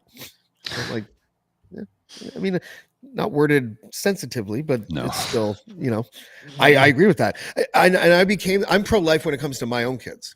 Of course. Like we mourned the 2 miscarriages that my ex and I, obviously my ex went through it more than I did. Obviously, but we still mourned, right? Absolutely, because we felt, and I still feel this way, that a life was lost. So legal definitions, and trying to balance that with how you feel in your soul about this issue is very difficult. So especially with law, right? Because remember, not everything that's lawful. There are lots of things that are lawful that are awful, right?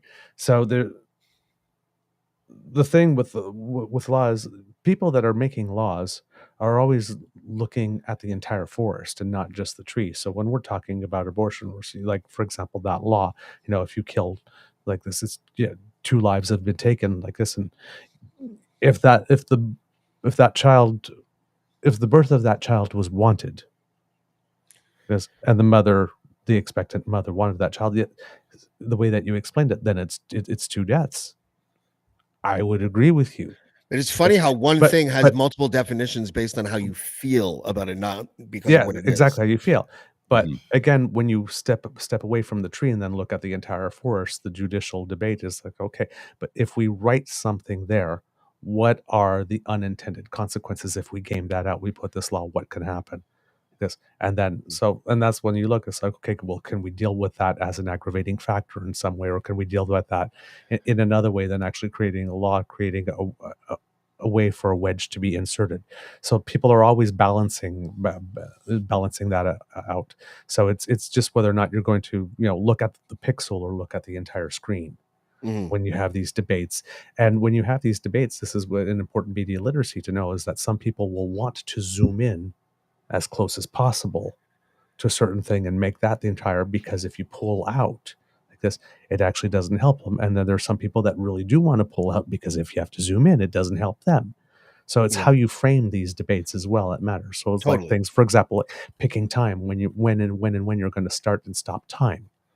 I guess when you're making an argument, what frame of time you're going to consider. Well, maybe if you made it broader, it wouldn't help your argument. Maybe if you, so these types of things, how broadly you speak of things, all of these matter.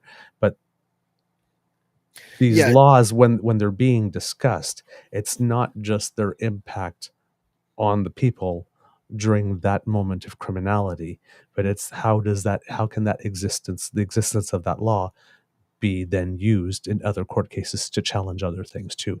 That also comes up, and that has to be a consideration. And to your point, because I think that's a great point, when we do frame it, like when pro-life does frame it around religion, it's a non-starter, right? Like it's not, it has nothing to do with it.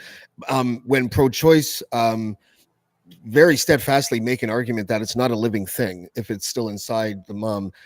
If anyone's ever had children and have hugged their wife's womb when she's pregnant, that's obviously a non-starter for a lot of people as well.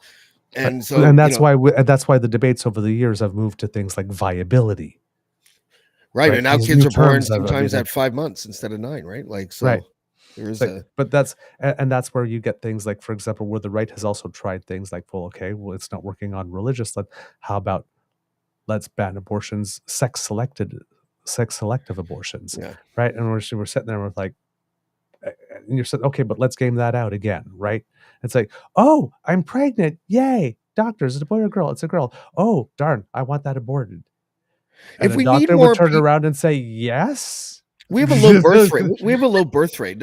Has anyone ever conceptualized an idea of like giving women the option to like abort if you were going to have an abortion to actually manly man food made by a woman. Okay. Woo-hoo. Why don't you just abort my whole argument? No, I don't even know what you're talking about, James. Honestly. Okay, you're too close to the mic. You're too loud. Yeah, I don't know what's going on right now. I forget what I was saying, but it was something wankery. So yeah, I'm sorry. I don't know. I wasn't following. I was just cooking. Okay. Is it okay if I come in? Sure. What do you want to say? All right. I don't know where we were. Sorry. Oh, Douglas, catch me up. What are we talking about? Oh, adoption. I was thinking like if there was a government sponsored program where, because we have a low birth rate, to give women a viable option of having that baby for adoption. We don't focus on that now. And I'm not saying it's a good idea or bad idea. I'm just wondering if anyone's ever conceptualized that at a governmental level. That's all.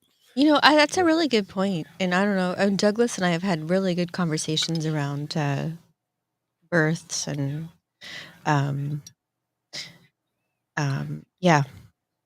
having babies and stuff. I've had 2. I've had none, and I never will. Well, no, actually, you do have a baby. A dog, but I didn't give birth to her. And James, I know you're like a super, super committed father, and really respect that. Oh, thank you. Yep. Yeah, no, I think it's. Did I say something controversial? Because Jen is like, I can't even. Did I do something wrong? I don't know. I wasn't following, so I'm not really sure. It might be something. I'm not sure. Yeah. I know as as one half of a same-sex male couple that if there were that type of registry, that would be very, very, very, very helpful. Well, I have welcome, but I don't know if that exists or not. I don't know. I have 2 really good friends, two super awesome dudes who they had a child. They, I'm sorry, I'm forgetting the word, but they had because I do have a concussion from the damn dog. When you have a baby, when you hire someone to have a baby for you. Yeah, surrogacy. Surrogacy, thank you. And they have the most beautiful daughter. Oh, she's so sweet. And they're like they, they have means, like they're both in the medical field, and they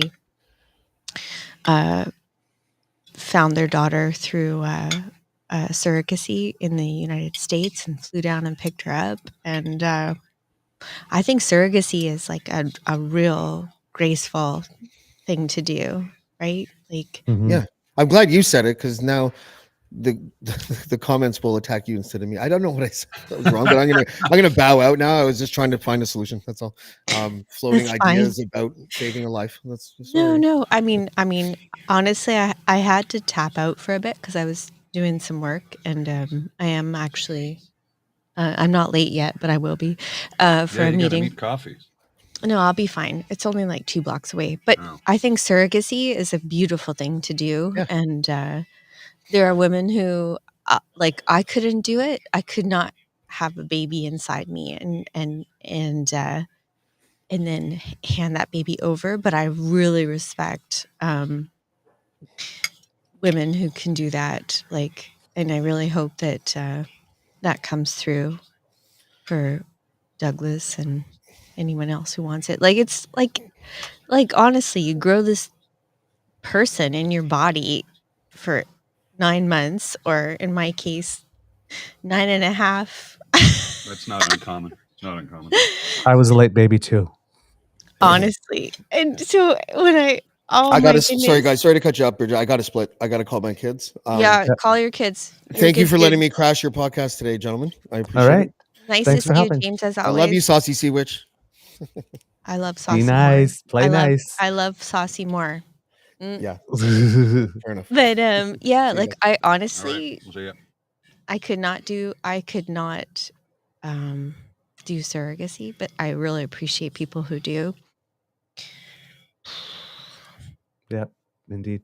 I agree with you. And the beautiful fathers that they are, like they're like absolutely devoted to her. Like, it's amazing. They would do anything. Yep. Yeah, we feel it would be the same way over here. So hopefully one day. We'll tell. Hopefully one day. Yep. Well. All right. I'm taking the mic back. All right. That's all I got to say. Okay. Bye. All right, kids and cubs.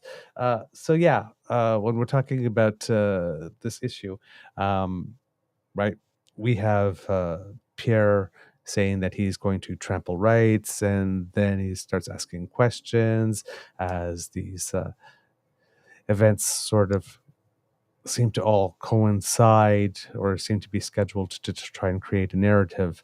And now he is expecting us to believe that he would not use the notwithstanding clause on things like abortion. I'm guessing by extension, he probably means other morality things like same-sex marriage and that type of stuff. But, well, it kind of lies. A lot. So I don't believe it. Now, there's another event when we're talking about things corresponding. And that's why, when that subject came up and we were asking why now, or why in this way, or is this a setup? All of these events were preceded by something else that happened a couple of days ago. And it was something you hear about a little more in the United States because it tends to make the news more, but it does happen here in Canada as well. And it's called the National... I was surprised. I didn't know about this until very recently. Prayer Breakfast. Like in the last couple of years. I'd never heard of this before. I know about it in the U.S. Didn't know about it here. So we do have a National Prayer Breakfast in Canada. Mr. Grizzly, I sent you a link, and we'll put it up there. And if you can click on the photos individually, that would be great as well. But for nearly 60 years, the annual National Prayer Breakfast has brought church leaders and friends together to pray for our country. Common sense conservatives will always defend every Canadian's right to worship and uphold our cherished and shared values of faith, family, and freedom. Okay. No party that I know of has taken a position against defending every Canadian's right to worship up and uphold our cherished and shared values of faith, family, and freedom. So conservatives are not special here. Number two, there is a little... Exactly. Kit Stewart... well, you'll read it, Mr. Grizzly, if you would like to. Freedom of religion is already protected within Canada's Charter of Rights and Freedoms. It doesn't need protection by the Conservative Party of Canada. Unless there's some truth to the rumor, Pierre would use a notwithstanding clause to override the charter. For certain other religions, maybe. But we'll notice that in the pictures there, you see a picture next to someone in a headdress as well. One of the reasons the National Prayer Breakfast in Canada is not as controversial as it is in the United States is because, of course, given that we're a multicultural country, we see ourselves more as a mosaic than a melting pot. And given that we're on a path to reconciliation, but before that, the whole concept of spirituality with regard to Indigenous people is different. So the concept of prayer in general in Canada is not always necessarily associated with just one dominant religion, as is the case in the United States, where the National Prayer Breakfast is very, very, very evangelical. Oh, yes. This one is very much more of a multi-faith event. And therefore, it's not as controversial. I still don't want it taking place on Parliament Hill, though. I don't, because I'm I don't not believe sure that. I'm not sure it takes place at Parliament It Hill. absolutely should. It shouldn't. Mm. That's But- the people's house, and it needs to represent all people, and not all people are religious. No, but it should also represent people who are religious. So there's no problem. There's no problem for me. There's no problem with if there would be a national prayer breakfast on the Hill if the same members and same whatnot are perfectly willing to go to a national atheist day event on the Hill or something, or agnostic day on the Hill. Well, they tried that in the It's- U.S. with the Satanists, but they're not evil. Yeah. There's These are the folks who got upset when a politician posted the 10 Commandments on a public institution, yes. the lawn of a public institution. He's like, well, I'm going to put up a statue of Baphomet. Yeah. And the Christian right lost their mind. They're like, well, if you're going to do that, which is in violation, I'm going to do this. Yeah. And the whole point was, to make them look ridiculous. And they did a good job of it. Yeah, and it's the same thing that the Jewish community uses in the United States to make arguments against anti-abortion laws, for example. Right? Because if we're talking about freedom of religion, well, then the Jewish faith doesn't believe at life and conception. Neither does Islam.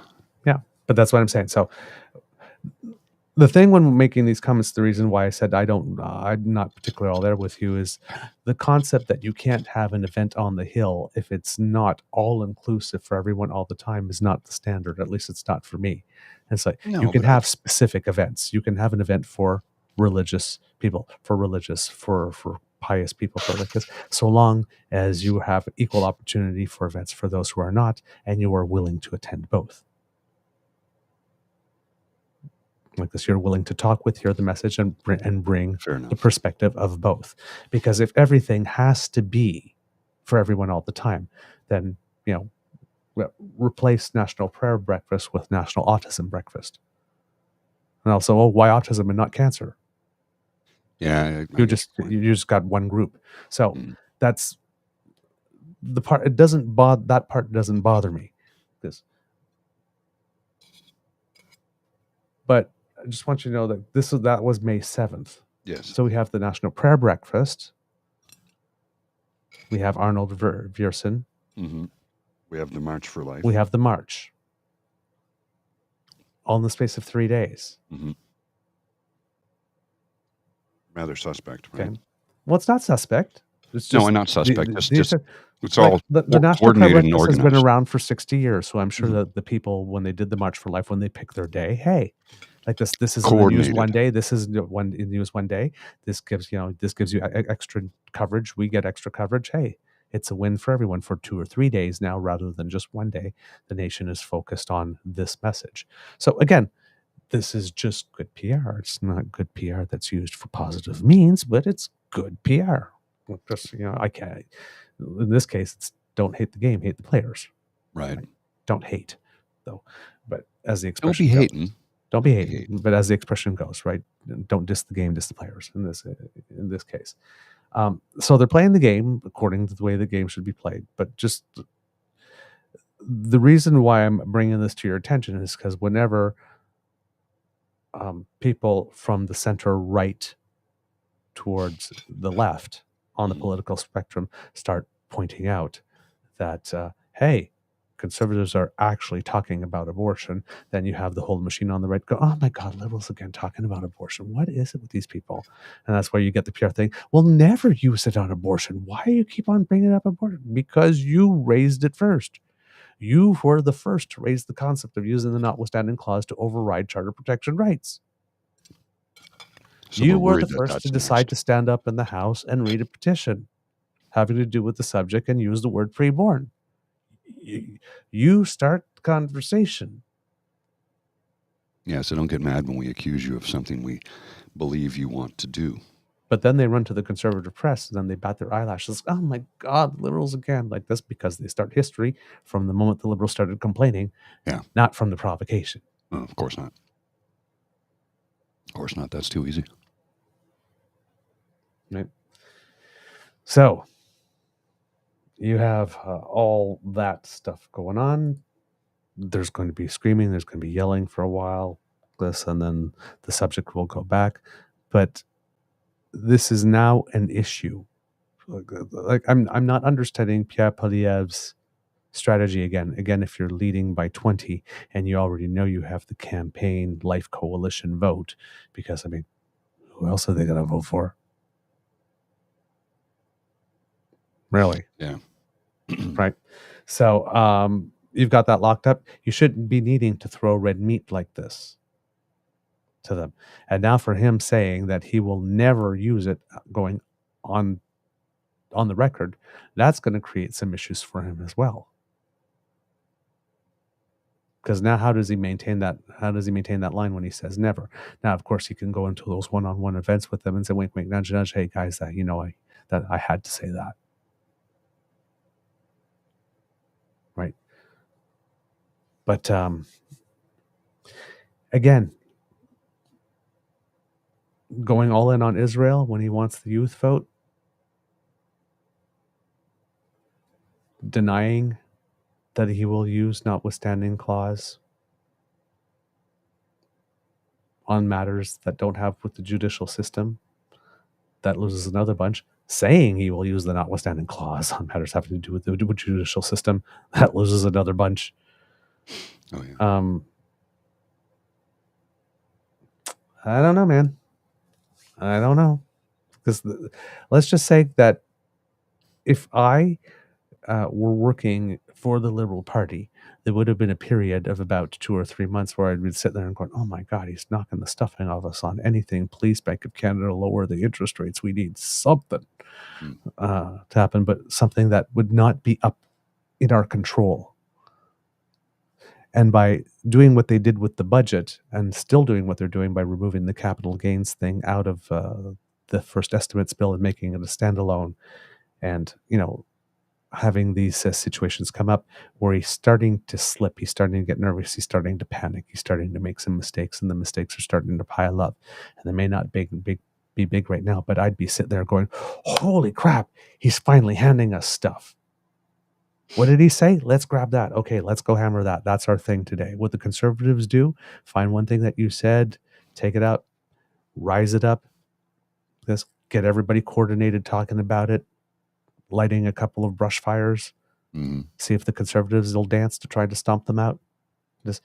He's actually leaving material now. Because for a while, he was so damn disciplined that he wasn't leaving much. So I'd be sitting there going, hoo-hoo, okay, come on, bring it on. Now, whether or not the Liberals have the comms to do that,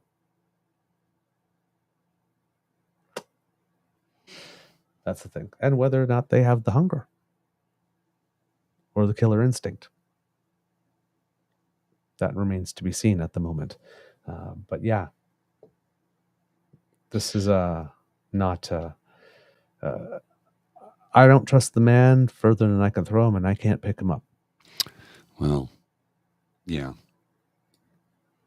I just cannot buy that once, if he's prepared to use the power in one area, he's not prepared to use the power in all areas. I know. Yeah. We know him well enough to know what he's like and what he'll probably do, most likely do. I'm sure it's planned. Conservatives have kind of, there's no progressive conservatives anymore. The current crop of reformers have kind of gone right off the rails. And they're going to rob you of your rights. And they're also going to complain about. Well, Canada, this is the last straw. I mean, lid. Really, Tim Hortons? Paper lids that disintegrate in your mouth? Come on. This is just another example of something trying to help the environment when it's actually going to have the opposite effect. If we have a plastic lid, at least it's recyclable. But this, disintegrating in your mouth as you're trying to drink your coffee? No thanks. I don't know about you, but until Tim Hortons gets rid of this paper lid, I'm done with Tim Hortons.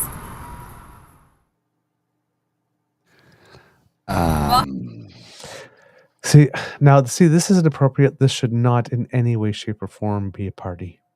This is the right? Or her party logo should not be that. She should not be attacking a corporation that way. This is like, what the hell? What the hell? Oh, at least the plastic's recyclable and cardboard isn't.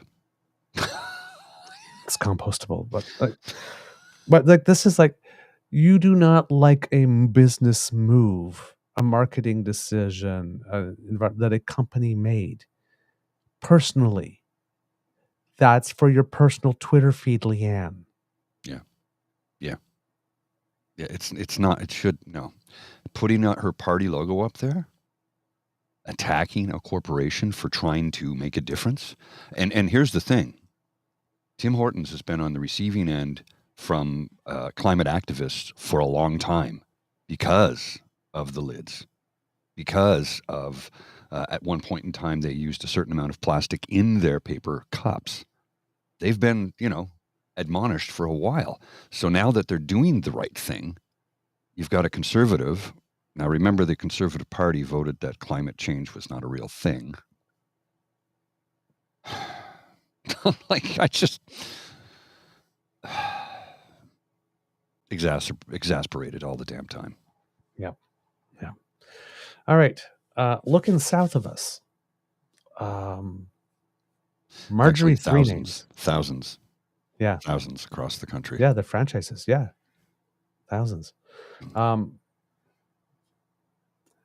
Marjorie, three names. Oh, yeah. Decided that she had enough of Speaker Mike Johnson.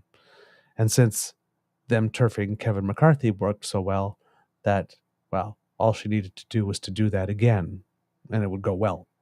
Now, she said it.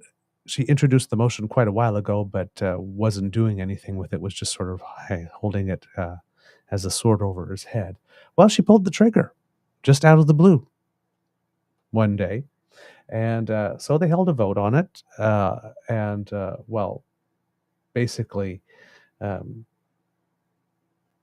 she introduced it, and then a procedural motion was introduced right away to not even actually debate that, but to just table it. Mm-hmm. And she lost 359 to 43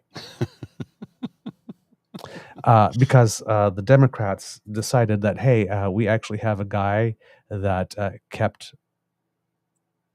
got a budget passed somehow and got all those aid packages passed for Taiwan and Ukraine specifically, and Israel somehow. Mm-hmm. So, you know what? And he said he would, and he did find a way. So, we're going to dance with the devil we know. So we're going to vote to keep him stay. And you're going to lose. Now, the thing is that still 359 to 43. You would think it would be much closer because, well, I mean, in the House, the Republicans currently have a 1-seat majority because, they've been losing people. They've been losing a lot of people. There have been some people that have up and quit. And there's some people that have waited, because, if there's X number of months before an election, right, you have to hold a by-election of some type. Because there's some couple of people that have waited until one day after the date where they can't be replaced so that the seat will remain empty until the next election to decide to do that. It's like, oh, no. It's like, you don't understand. I'm not leaving and you're going to replace me. Like, you're actually losing the vote because I'm going to leave in 6, 7, 8, 9 now. And now you can't replace me. That's how much bad blood there is going on there. Oh, yeah. All right. So now it seems that the interesting thing about that is that there were more Republican votes to oust Johnson than there were to oust McCarthy. Sorry, there were more votes to oust Johnson than there were to oust McCarthy overall. Yes. But in this case, it was Democrat votes because 32 of the 43 votes to kick Johnson out actually came from more left-leaning Democrats. Sort of like the Alexandria Ocasio-Cortez sort of wing. Mm-hmm. So that means she only got 11 Republican votes for her thing. Wow. Even though there was 43 in all. So now she's in a situation where more progressives supported her move to get Mike Johnson out than Republicans. And she needs to go out and explain how her brilliance managed to orchestrate that feat. I mean, I don't know how much her cred in the party is going to suddenly plummet now that she tried to remove the speaker and she got the support of more Democrats than actual Republicans to do that.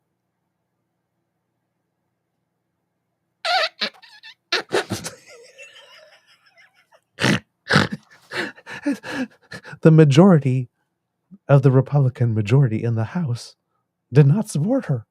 I know. Crazy, right?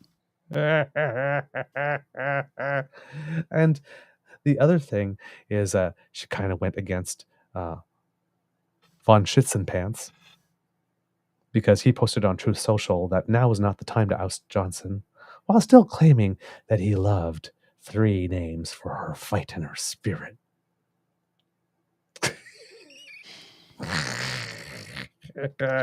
Mike Johnson, after the vote, said, "Hopefully this is the end of the personality politics and the frivolous character assassination that has defined the 118th Congress. It's regrettable. It's not who we are as Americans, and we're better than this." It's like, but it's who you guys are as Americans, and no, you're not better than this. Right? It's like you're not better than that, Blanche. You are in that chair. All right? It's just, oh my word. Yeah. Yes. Now, I'm so like, how do these people, this guy can't even shoot straight. Oh my God, it's unbelievable. So anyway, Mike Johnson survived. Marjorie Taylor Greene's stock took a huge hit. Huge hit. Yeah, now she has to explain to her constituents why it is that more Democrats liked her idea than Republicans did. So, yeah, I have a feeling. Gonna have a hard time with that one. Yeah, I have a feeling she's gonna. she's gonna fasten your seatbelts, darling. It's going to be a bumpy night. Oh yeah. Up here in this is the other thing. When we're talking about PP, he keeps on lobbying. Funny. Keeps on saying that he's against lobbyists. Now, but doesn't his the woman who runs the Conservative Party, basically, isn't she a lobbyist? Mm-hmm. Still is registered in Ontario, and well, he's tried to distance himself from lobbyists, right? Basically saying, they're no good because they're useless. I wouldn't have there's no point in having them. They serve no purpose whatsoever, even though, as we mentioned, Jenny Byrne and Melissa Lantzman, 2 of the key players in his inner circle, both have a very heavy lobbying background. Mm-hmm. Now, yesterday, there was something really interesting on At Issue, the segment on it, where they talked about Pierre Poilievre's comments on lobbying and lobbyists. And I'd like to play it for you because CBC, for some reason, has, and not that I'm complaining, by the way, has decided that it was going to do a bit of a deeper dive into his claims. So let's see if we can play the section from At Issue yesterday, and then we'll go into it. Okay, just give me a sec here. I'll load it up.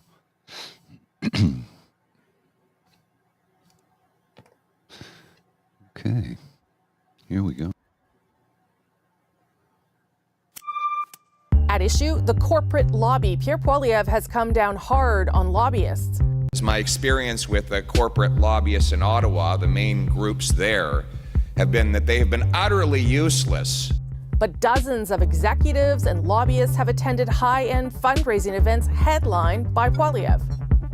So what's to be made of Poilievre's message to corporations to stand against his record of meeting with lobbyists at fundraisers? Let's bring everybody back. Chantal, Andrew, and Althea. I know everyone has lots to say about this. Andrew, you wrote about it, so you get to start. What do you make of the message that he's sending, and then his actions and how his actions line up with that? Well, I wish lobbyists were totally useless. In my experience, in my observation, all too often they're fully earning their pay. That government policies are all too often framed to make life easier for business rather than forcing them to work for a living. So if there was somebody who came along and said, you know what, we're going to get government out of bed with business and business out of bed with government, we're not going to be providing any more subsidies or special favors to businesses, so fire your lobbyists because we're not going to listen to them, all of that would be great.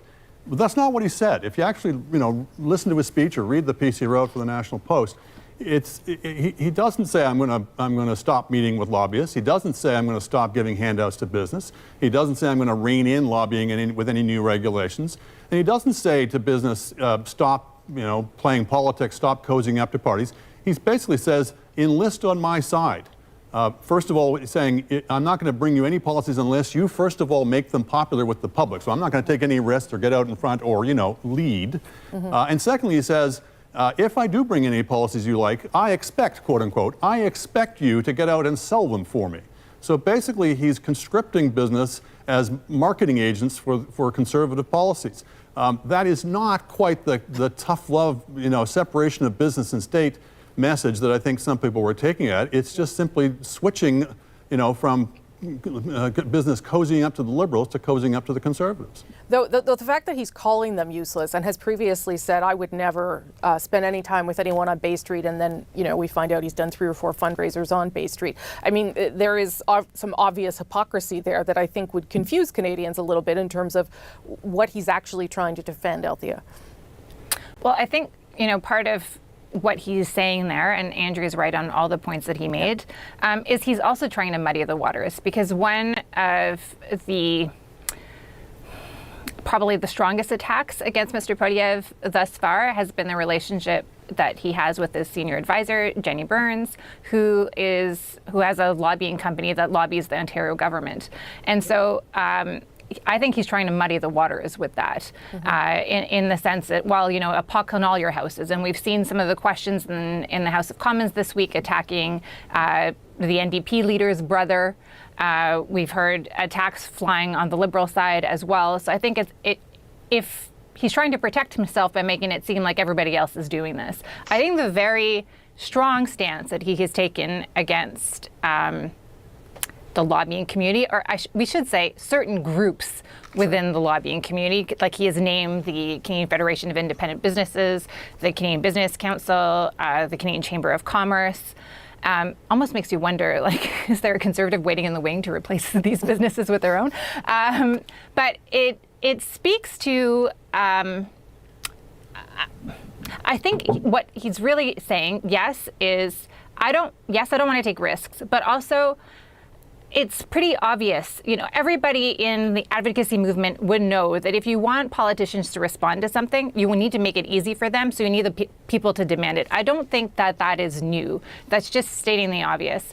I think this was an editorial about capital gains, supposed to be, and he never took a position. He basically told business, go out and sell this policy for me, so it can be easier for me to vote against the government's bill, because the people that I'm courting support from, they are all supportive of this, or many of them are. That's what public opinion polls tell us. So there's just so many different messages at play, and I agree with Andrew's point about it was quite something to say, well, these people are in bed with the Liberals, or not. They were not opponents enough of the Liberal government. Get on my side, lobby basically for me, sell my policies, and then I will be responsive. Okay, Chantal. I don't disagree about trying to divorce himself from some inside the bubble, I would say, controversies over lobbying. I don't think that most people anywhere in Canada are worrying about Jenny Byrne and her lobbying ties. But I thought the first goal was to get off the hook on the capital gains tax changes. What the Liberals have done is usually these changes would have been part of a larger budget bill that the Conservatives are set to oppose. They've hived it off so that they are meant to force the Conservatives to vote for or against that specific issue. And I don't think Mr. Poilievre wants to fall into the trap of voting for against this change, because it goes against his branding as a common people defender. So he's kind of using this as a step to say, well, if you can't make the case, why should I make the case for you? But that being said, I don't believe a liberal conservative government will do without lobbyists. And I don't believe that the Conservative Party should stop lobbyists from attending fundraisers. And there's nothing wrong with that, there is some hypocrisy. But you're not going to stand at the door and say, were you a lobbyist? And if so, you can't give me money and come to my dinner. They don't invite people to those fundraising dinners in the sense of you come by invitation only. But I also think that the lobbying industry has had a really good ride from the corporate sector, since we've moved to political financing that excludes big business. Why? Because it makes lobbyists more important to all those lobby groups, because they can't anymore say, we're giving you a big check, give us a hearing, which is probably good, but which is, I think, worked wonders for lobbyists. It means that they have to go to these things and they have to try and talk to people directly. Andrew? Well, there's a simpler way to put lobbyists out of business, and that's stop giving out special favors of the kind that lobbyists lobby for. So partly it's a policy question, but I agree with Chantal. This is yet another policy question on which conservatives, you would expect the Conservatives to be taking a conservative position. So this on capital gains, on top of the ban on replacement workers, on top of subsidies to electric vehicle battery plants, on each of these, Poilievre has basically ducked and not taking any position. But now he's turning it into a virtue. It just shows how tough I am on business, that I'm going to make business make its own case. I mean, that could be construed as quite brilliant political tactics, Althea. Well, just to go back to the relationship between, the fundraisers and the lobbyists, I think, maybe it's like a very obvious thing here in the bubble, but a lot of these lobbyists are former partisans. Like they were working for Stephen Harper, and now they went for a GR firm or a public relations firm. And like these are the same people that volunteered during the election to knock on doors and work in the war rooms. So it's basically like you're going to a fundraiser with your friends. It's grotesque. But that is the way it works. And I don't know that people outside of this town realize that. The other truth, frankly, is that MPs will continue to go to events. I have been to events this week, and I have seen MPs at events because these are their constituents. And frankly, they want to say hello, and they want to learn about the policy options. And another truth, frankly, is that lobbyists do useful work, because a lot of times the government drafts legislation in a vacuum, and they don't realize the unintended consequences of their actions. And it is lobbyists who work for or were hired to work for a certain group of people that say, oh, wait a second, if you do this, this is the impact on my sector. If it has unintended consequences for Mr. and Mrs. Canada, they're out of luck. If it has unintended consequences for somebody who can pay $10,000 to a lobbyist, then they get a sympathetic hearing. But it's legal. But it is legal. Let's be clear. No. Chantal, last word. Last word. But sometimes you do bring knowledge to the table if you're a lobbyist that impacts Mr. or Mrs. Canada. And if you don't listen to any of it, you won't know when. Okay. And it's up to the politician listening to make that call, whether this was just self-interest or whether there are really, this will have collateral consequences that will amount to collateral damage.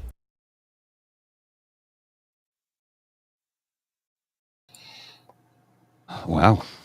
Yeah. Indeed, right? So we've already at that point, I thought Andrew Coy, the way he came off right from the top rope, and he did write an article about it in the Globe and Mail. Yeah. And he was bang on when it comes to that. Yeah, and I don't often agree with him, but lately I find myself agreeing with a lot of the things he's been saying. And is it because it falls in line with my narrative? No, it's because I think he's right. We say on the show, right?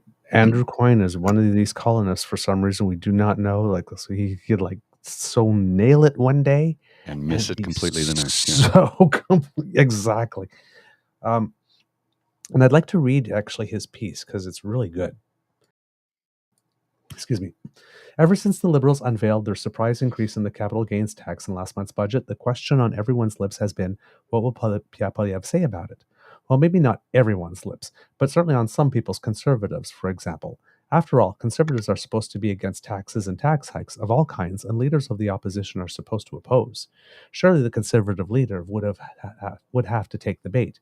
Otherwise, he would have to explain to his followers why he had once again failed to oppose the governing Liberals on a major question of economic policy, as he had failed to do so on subsidies for electric vehicle batteries, for example, or the ban on replacement workers. Well, the days have just flown by, and at last we have our answer. Intriguingly, it's, quote, what are you asking me for? Only instead of a craven abdication of leadership, the talented Mr. Poilievre has managed to turn it into a boast, even a philosophical credo. In a striking piece in Friday's National Post, Mr. Poilievre acknowledges that indeed investors and business leaders have been pressing him to lead the charge on the capital gains issue. Why they've fairly been, quote, blowing up my phone. Quote, they yelp, what are you going to do about this? My answer, no. What are you going to do about it? Whoa, who saw that plot twist coming? But there's a point to it. Business, he complains, has been too content to roll over in the face of liberal attacks on investment and entrepreneurship. Quote, gutless executives prefer to, quote, suck up to the Liberals relying on their, quote, useless and overpaid lobbyists rather than taking their case directly to the voters. Got a beef? Then, with the Liberals? You're on your own. Why should I sell your bleat? This represents an evolution in the populist anti-corporate pose Mr. Poilievre has been trying to strike of late. Read quickly, it might even look like Mr. Poilievre has given business a bit of tough love, urging them to show greater self-reliance, less dependence on government. And it's true, business has been all too willing to cozy up to the natural governing party over the years, accepting destructive and intrusive government regulations as the price of government handouts. Any leader that put a stop to this sordid exchange would earn the thanks of a grateful nation. But if that was what Mr. Poilievre meant, he could have said so. He might have said, quote, don't bother coming to a conservative government for handouts because we won't give you any. And don't waste your time lobbying a conservative government either. We're going to do what's right for Canada, whether business likes it or not. So, you mind your business and I'll mind mine. I'll stay out of business and you stay out of politics. But that's not what he says in the piece, is it? He doesn't say he will stop giving handouts to business, and far from telling businesses to stay out of politics, he's effectively demanding they enlist on his side. On the one hand, he warns that he won't take up any of their policy proposals unless business has already sold the public on it. And this is back also in line with his, my laws. The people will determine whether or not my laws are constitutional. Right? I trust the common man as being the expert. This is all variations on that theme that he's been putting out for the past while here. Business will get nothing from me unless they convince the people first. When they start telling me about your ideas on the doorstep in Windsor, St. John's, Trois-Rivières, and Port Alberni, then I'll think about enacting it. On the other hand, on those policies he does take up, he wants business to provide him with the political cover. If I do pursue your policy, I expect that you will continue to advocate for it with those same Canadians in those same neighborhoods until the policy is fully implemented. As campaign messages go, it's pretty nervy. I won't lift a finger for you if it involves the slightest political risk for me, but I expect you to carry water for me for as long as it takes if I take a risk for you. Essentially. It's not how Trump. It's not that he wants businesses to stop sucking up to the liberals, in other words, so much as that he wants them to start sucking up to the conservatives, preparing public opinion for policies he can then adopt in safety, and campaigning for them, and by implication him, until they have been adopted. Notice the language too. I, me, my. If I pursue your policy, I expect. Start telling me. I get it. He's on a roll. He obliterated his rivals in the leadership race. He's 20 points ahead in the polls. Not only does he not owe business any favors, but he is in a position to start issuing demands. But I can't be the only one left with the impression that it all seems to have rather gone to his head. I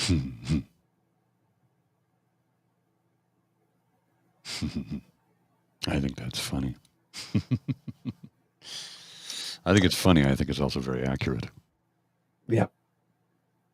Yes, those are those are a lot of words for calling Skippy a coward. Have I told you lately that I loved you? So yeah, he's trying to, again, right? I don't like lobbyists. I'm here for the workers. I'll let the people decide. Don't believe it. I will never use the notwithstanding clause on abortion. Yeah. Don't believe that. He lies. He just does. All right. Today in gay. There's been a lot of news, rainbow news lately. The most important one is that the United Methodist Church delegates have repealed a ban on LGBT clergy and have barred regional leaders from punishing clergy who officiate same-sex weddings. The vote took place at the church's national gathering in Charlotte, North Carolina, and it seems that there's been some changes in the church because it seems that a lot of the conservative wing of the church has left for some reason. PBS reported back around Christmas of last year, one of the dominant Christian denominations in the U.S., the United Methodist Church, is experiencing a major split. Since 2019, more than 7,000 congregations have received approval to leave the church. The factions have disagreements in theology, namely how the church considers LGBTQ plus ministers and congregants. So people had been leaving.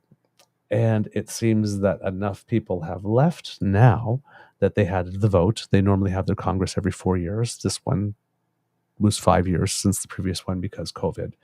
And with no debate, wow, by a vote of 692 to 51. Wow. They lifted the ban on LGBTQ clergy. That's pretty wild. Yes. They removed the rule, quote, forbidding, quote, self-avowed practicing homosexuals from being ordained or appointed as ministers. Now, past general conferences of the church had steadily reinforced the ban and related penalties amid debate and protests.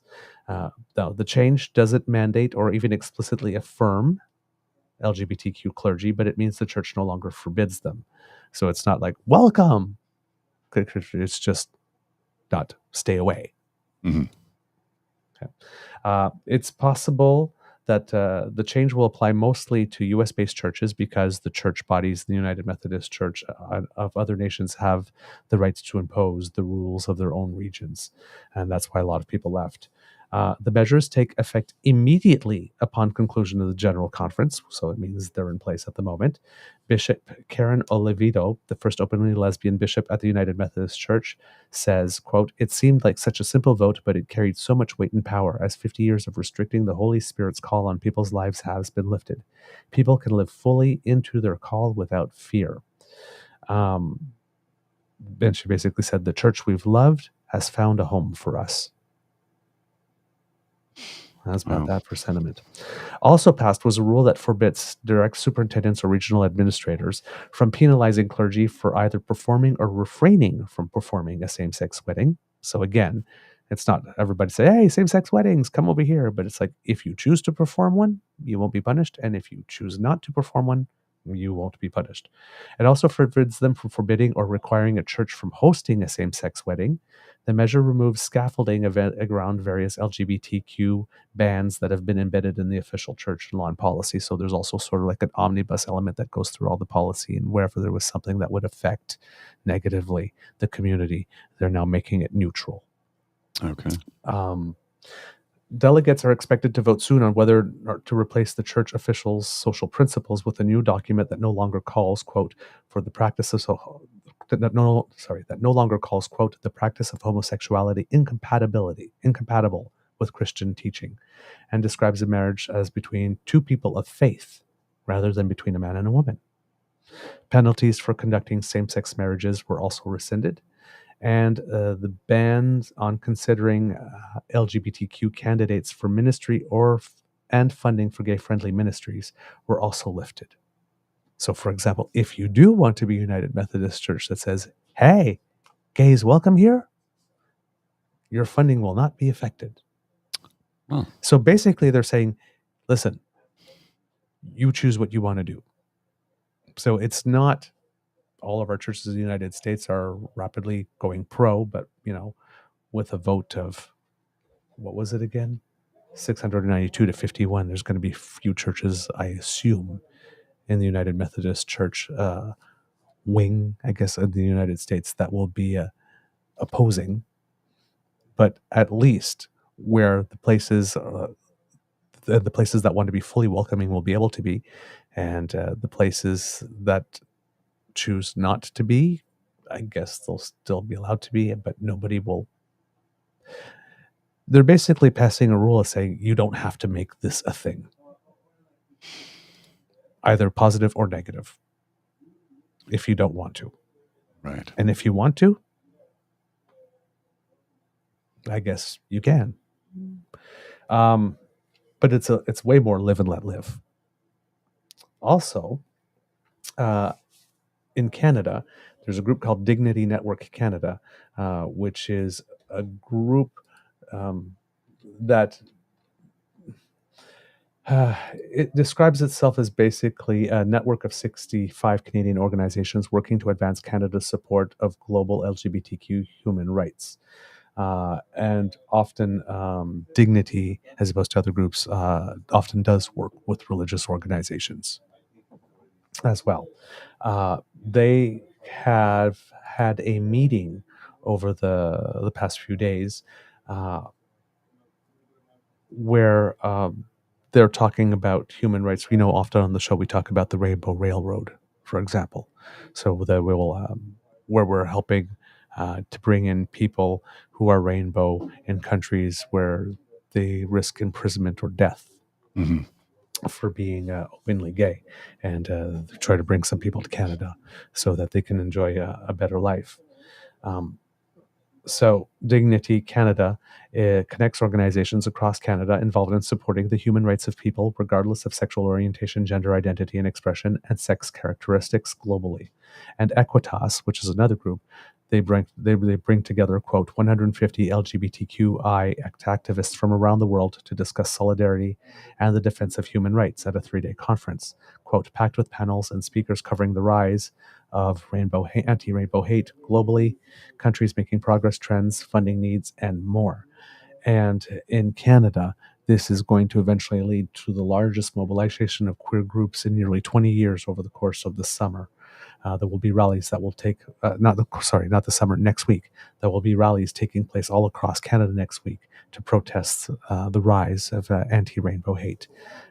So this is going on, and there were some wonderful images from the conference there, and a news release where it says here,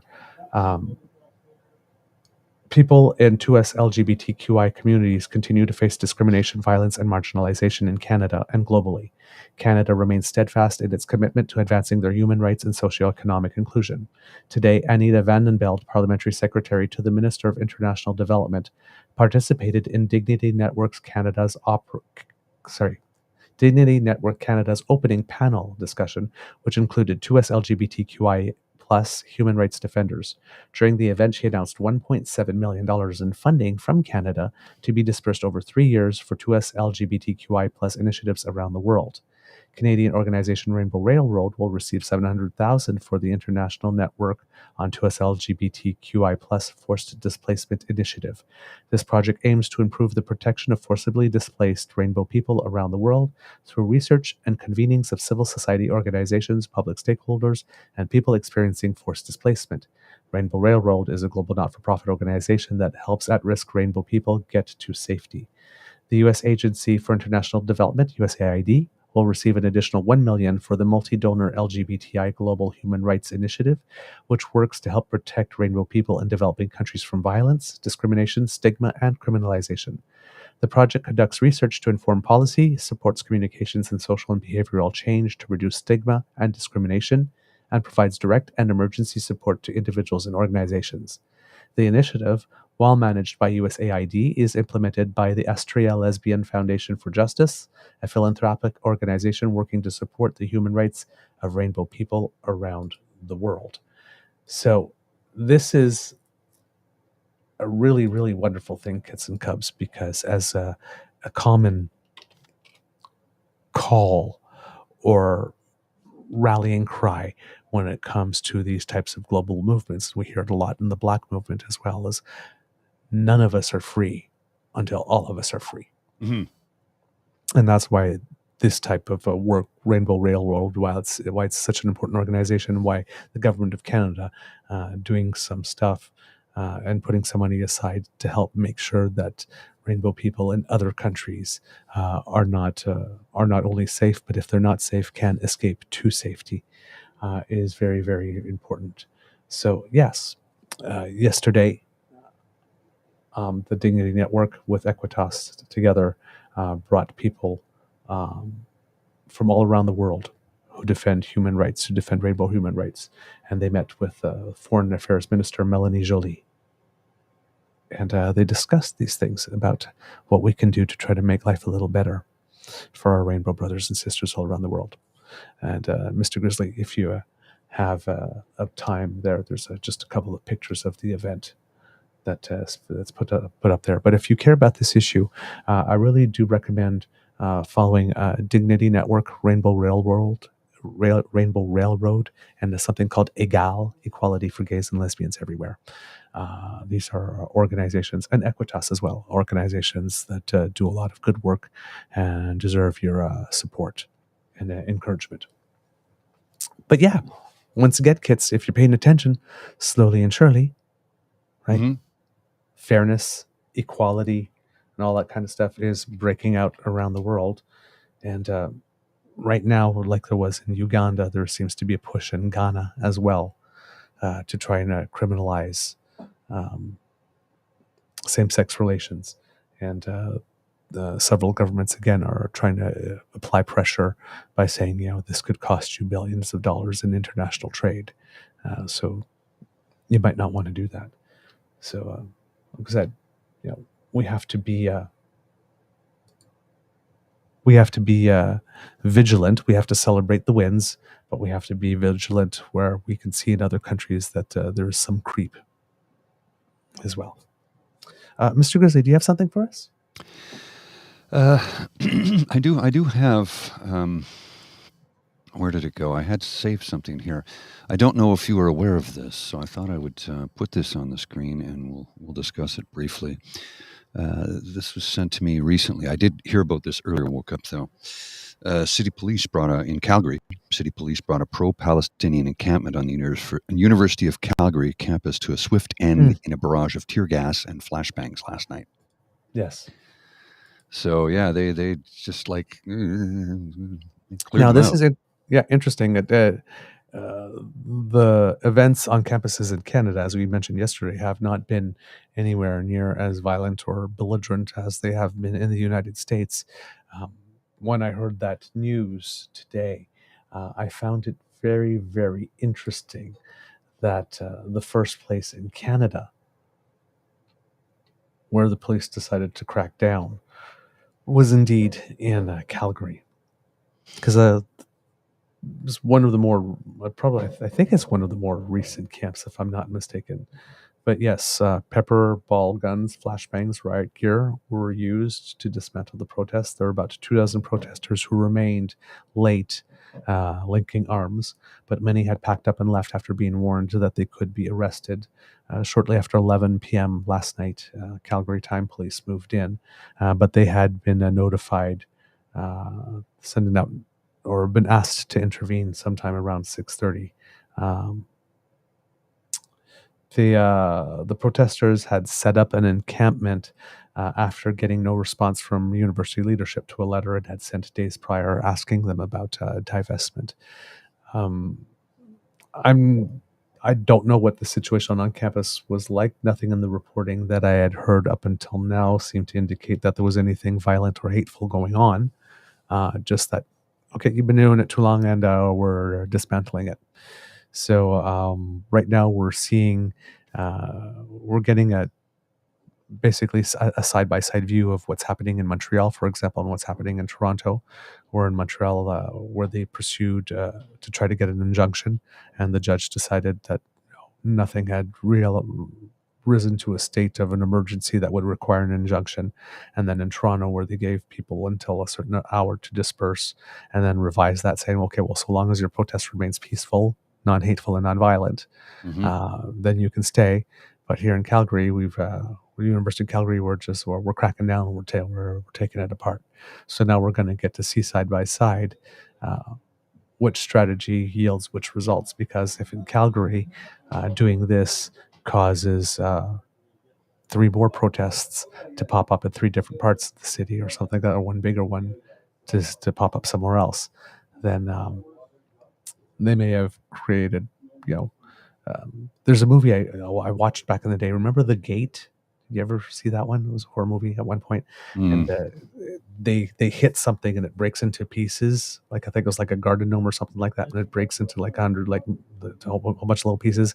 And then they all grow. They all become like 100 like little mini killer little gnomes just going, ah. So it's like, no, I don't recall that. Sorry. So, but it was like one of those things where you thought that, if you just like smash it, it'll go away.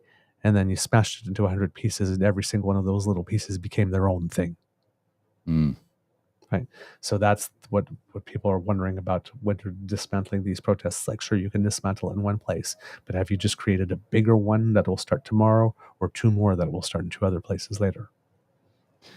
So but here, that's the thing, is now in Canada, we're seeing 2 approaches. We're saying, okay, you can keep on doing it if you remain peaceful, regulate yourself. And we're saying, no, 8, 9, 10, crack down on them. And we're going to see how things develop. If things become more aggressive and more loud and more boisterous and more disruptive in Calgary, we'll know that was a direct consequence of coming down with the hammer. Really, really strong. Maybe before things had been given enough time to play themselves out. But yes, indeed, we will see what happens on that one. That was some pretty interesting news. I was surprised that it happened this fast. I was very surprised. In the United States, another thing that happened, of course, you'd have to be living under a rock to not know it, but this was the week that Stormy Daniels testified, not in the hush money trial, when they keep on saying that, they're not saying the truth.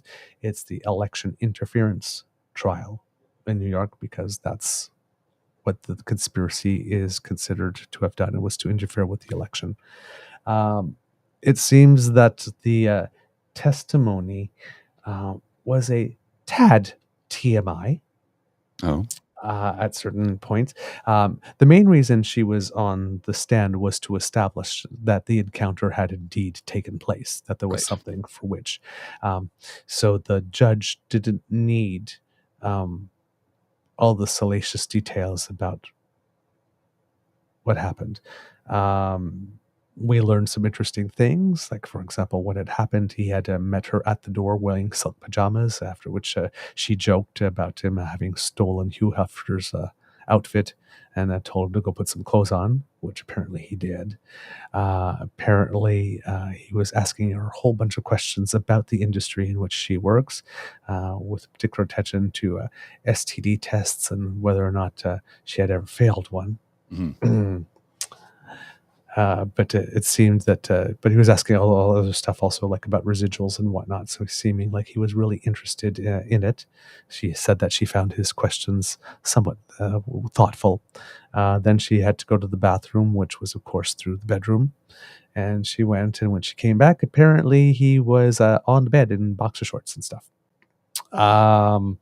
She says that she didn't say no, but she did feel there was a power imbalance because there was a security guard outside the main door and other things.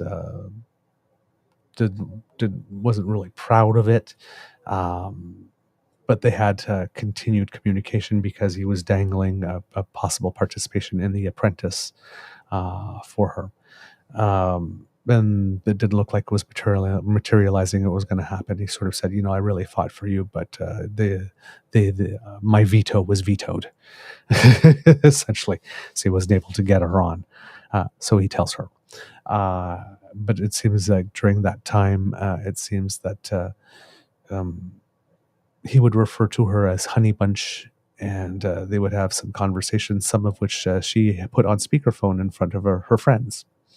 So it's very clear that there was some type of relationship. We also heard testimony that would indicate that both Stormy Daniels and Karen McDougal were in Trump's Rolodex at Trump Towers. And you can tell that the relationship between them was very different because Karen McDougal claims that they were in love, actually. So, and you can tell by the entrances on the Rolodex cards how much attention was paid to one and how much attention was paid to the other, that there actually was a difference in the relationships there. The judge tried to caution many times, saying, this is like TMI. We don't need to know all that. Please just stick to the answers. We don't need embellishments. We don't need play-by-play. Thank you. Which caused the Trump team to ask for a mistrial. So it's like, all these details about things we swear he's never done, because he's still maintaining he's had no relations with them. These things that never happened are so salacious that he can't get a fair trial now, so you got to throw that. And the judge said, yeah, but no.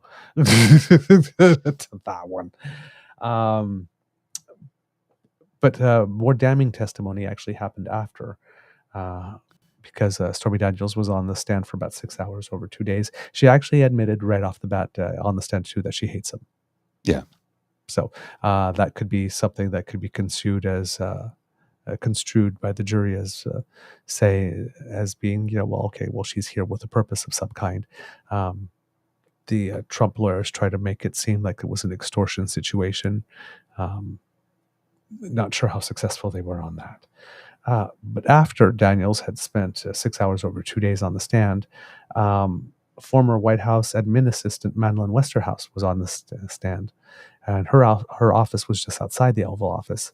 And she testified about an email confirming a February 27 meeting between Trump and Michael Cohen in the Oval Office that was to work out the terms of the reimbursement themselves.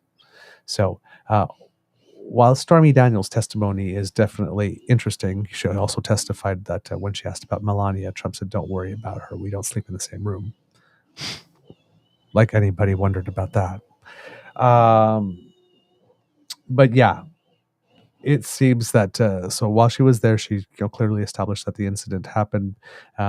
Maybe a little too much color, maybe a little too much leading questions from the prosecuting attorney to get some of these salacious things somewhat on the record for the benefit maybe of the jury. Hey, anyway, you can sway, right? Yeah. But yeah, the judge seemed visibly uncomfortable and admonished a couple of times, and said, "We don't need all of this. We can fast forward over these bits, please." So there you go. But yes, so it seems that they are bringing in some witnesses, and then a star witness of some kind, like they had David Pecker at the beginning, like this, to establish certain things, and then they have some more technical witnesses that come and they bring documents, and whatnot, and then they bring in another sort of big witness, this time Stormy Daniels, and then they'll bring out other technical documents, like like this, the admin assistant saying, yes, we have this email and whatnot. The next one might be Karen McDougal. Apparently, they met.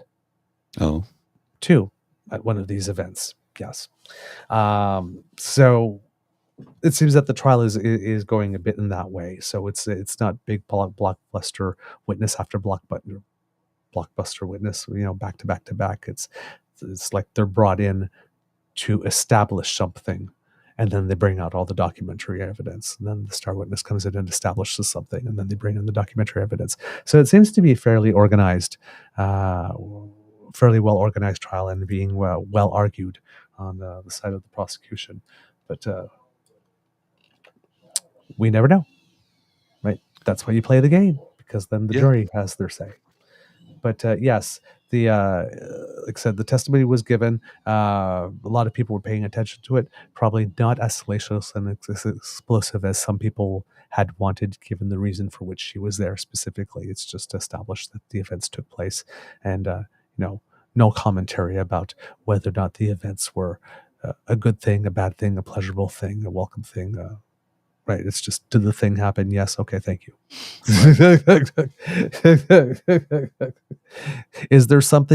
Was there an event that actually happened for which the money needed to be exchanged? Yes. Okay, good. And that was the extent of it. So, yeah, for people who had popcorn, maybe not everything that you wanted, but still the prosecutor managed to get some of that in. So, interesting. Let's see, what else have we got here for you today? Well, you know what? We're getting close, actually. I think we should wrap up. Yeah. I'm sorry, I got a ton of work to do here in front of me, so I'm not really concentrating on what we're talking about as much as I'd like to, because I just have responsibilities that I have to attend to. So let's wind things up for the Friday show. We've been on for 2 hours and 40 minutes, so it's not like we didn't provide a lack of content today. There's about 1,250 viewers in the live stream right now across multiple platforms.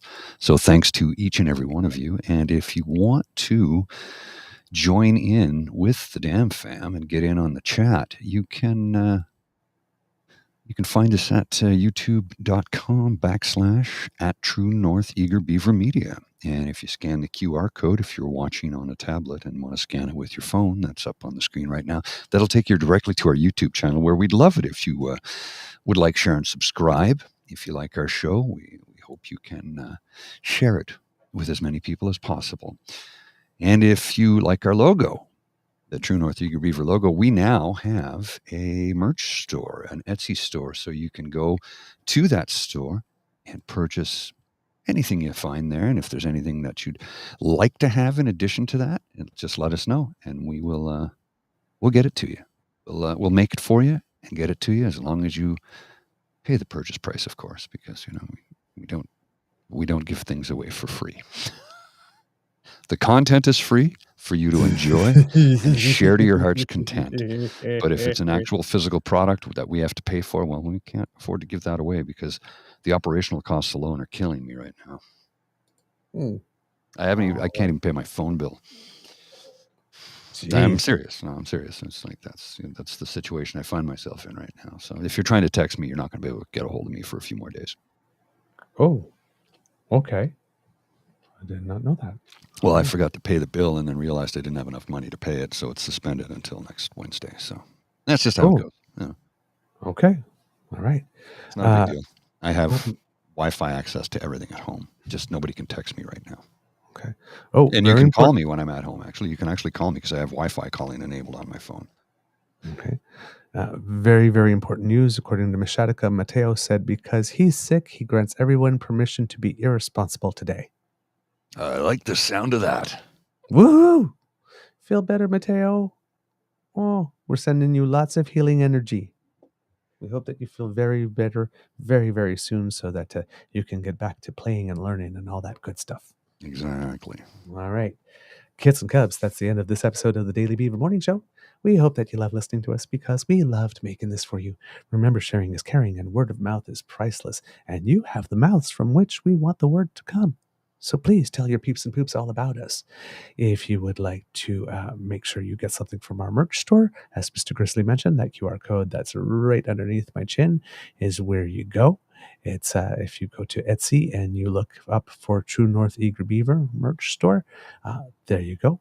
And you will be able to get, like as we mentioned, t-shirts and underwear and keychains and cups and all that good stuff. Oh my.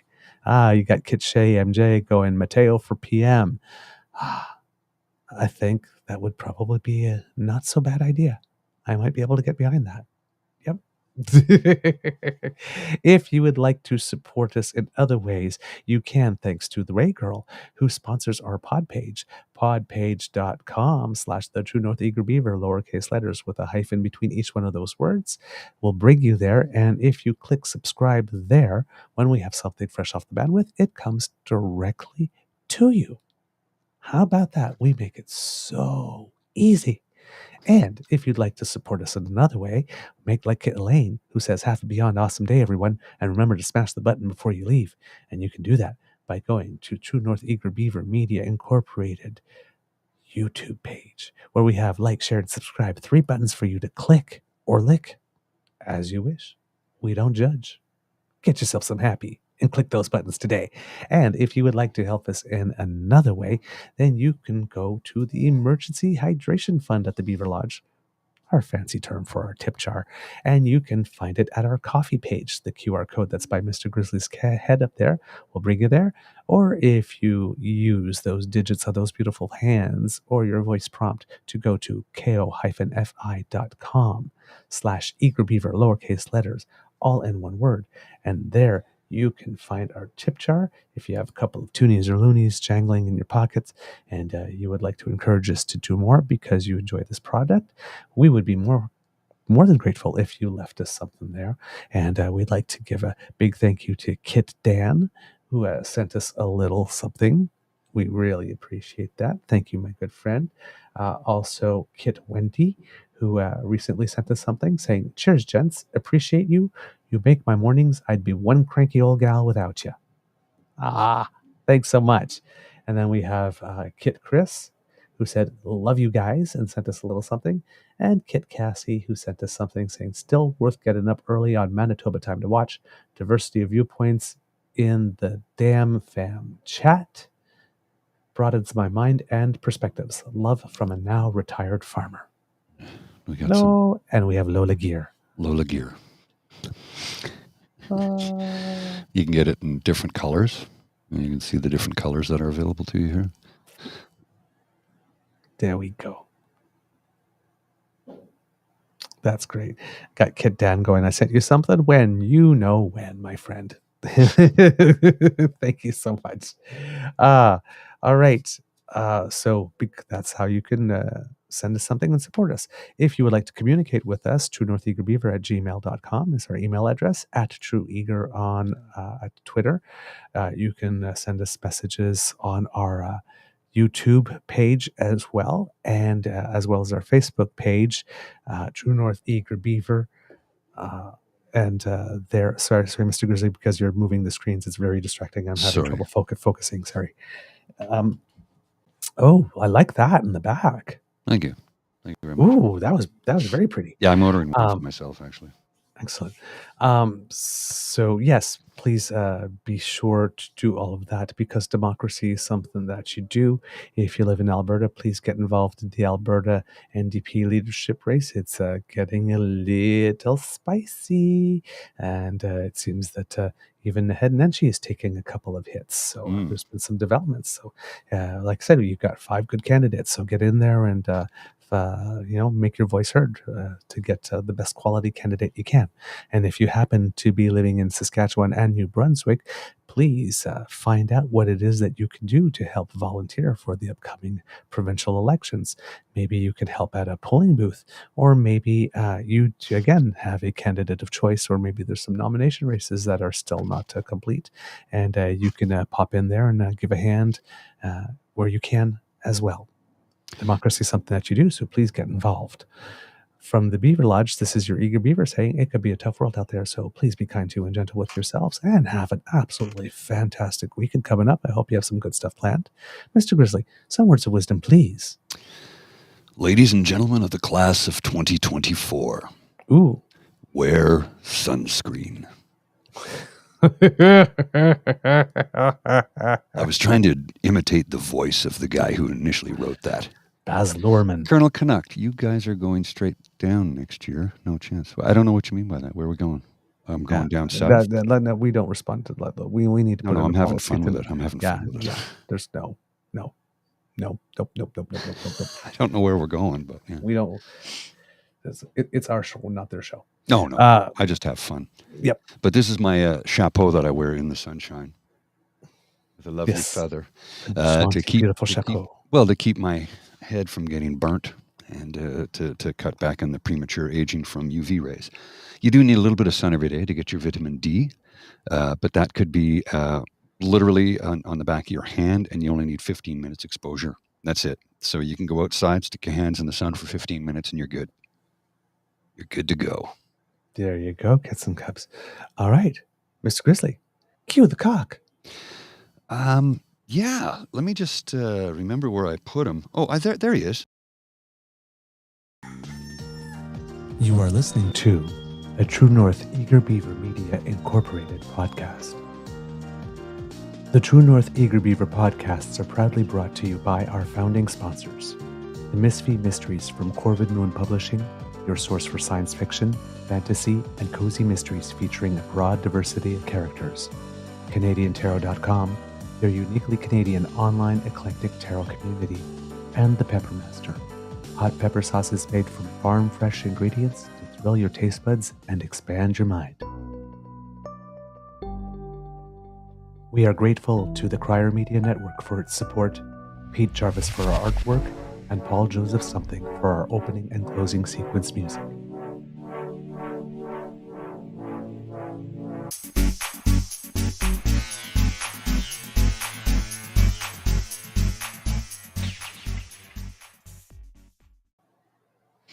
All right, nothing much for me today on Easter egg, just more Edmonton, Vancouver tonight, and the International Ice Hockey Federation's Men's World Championships gets off to a start. So go Team Canada, go.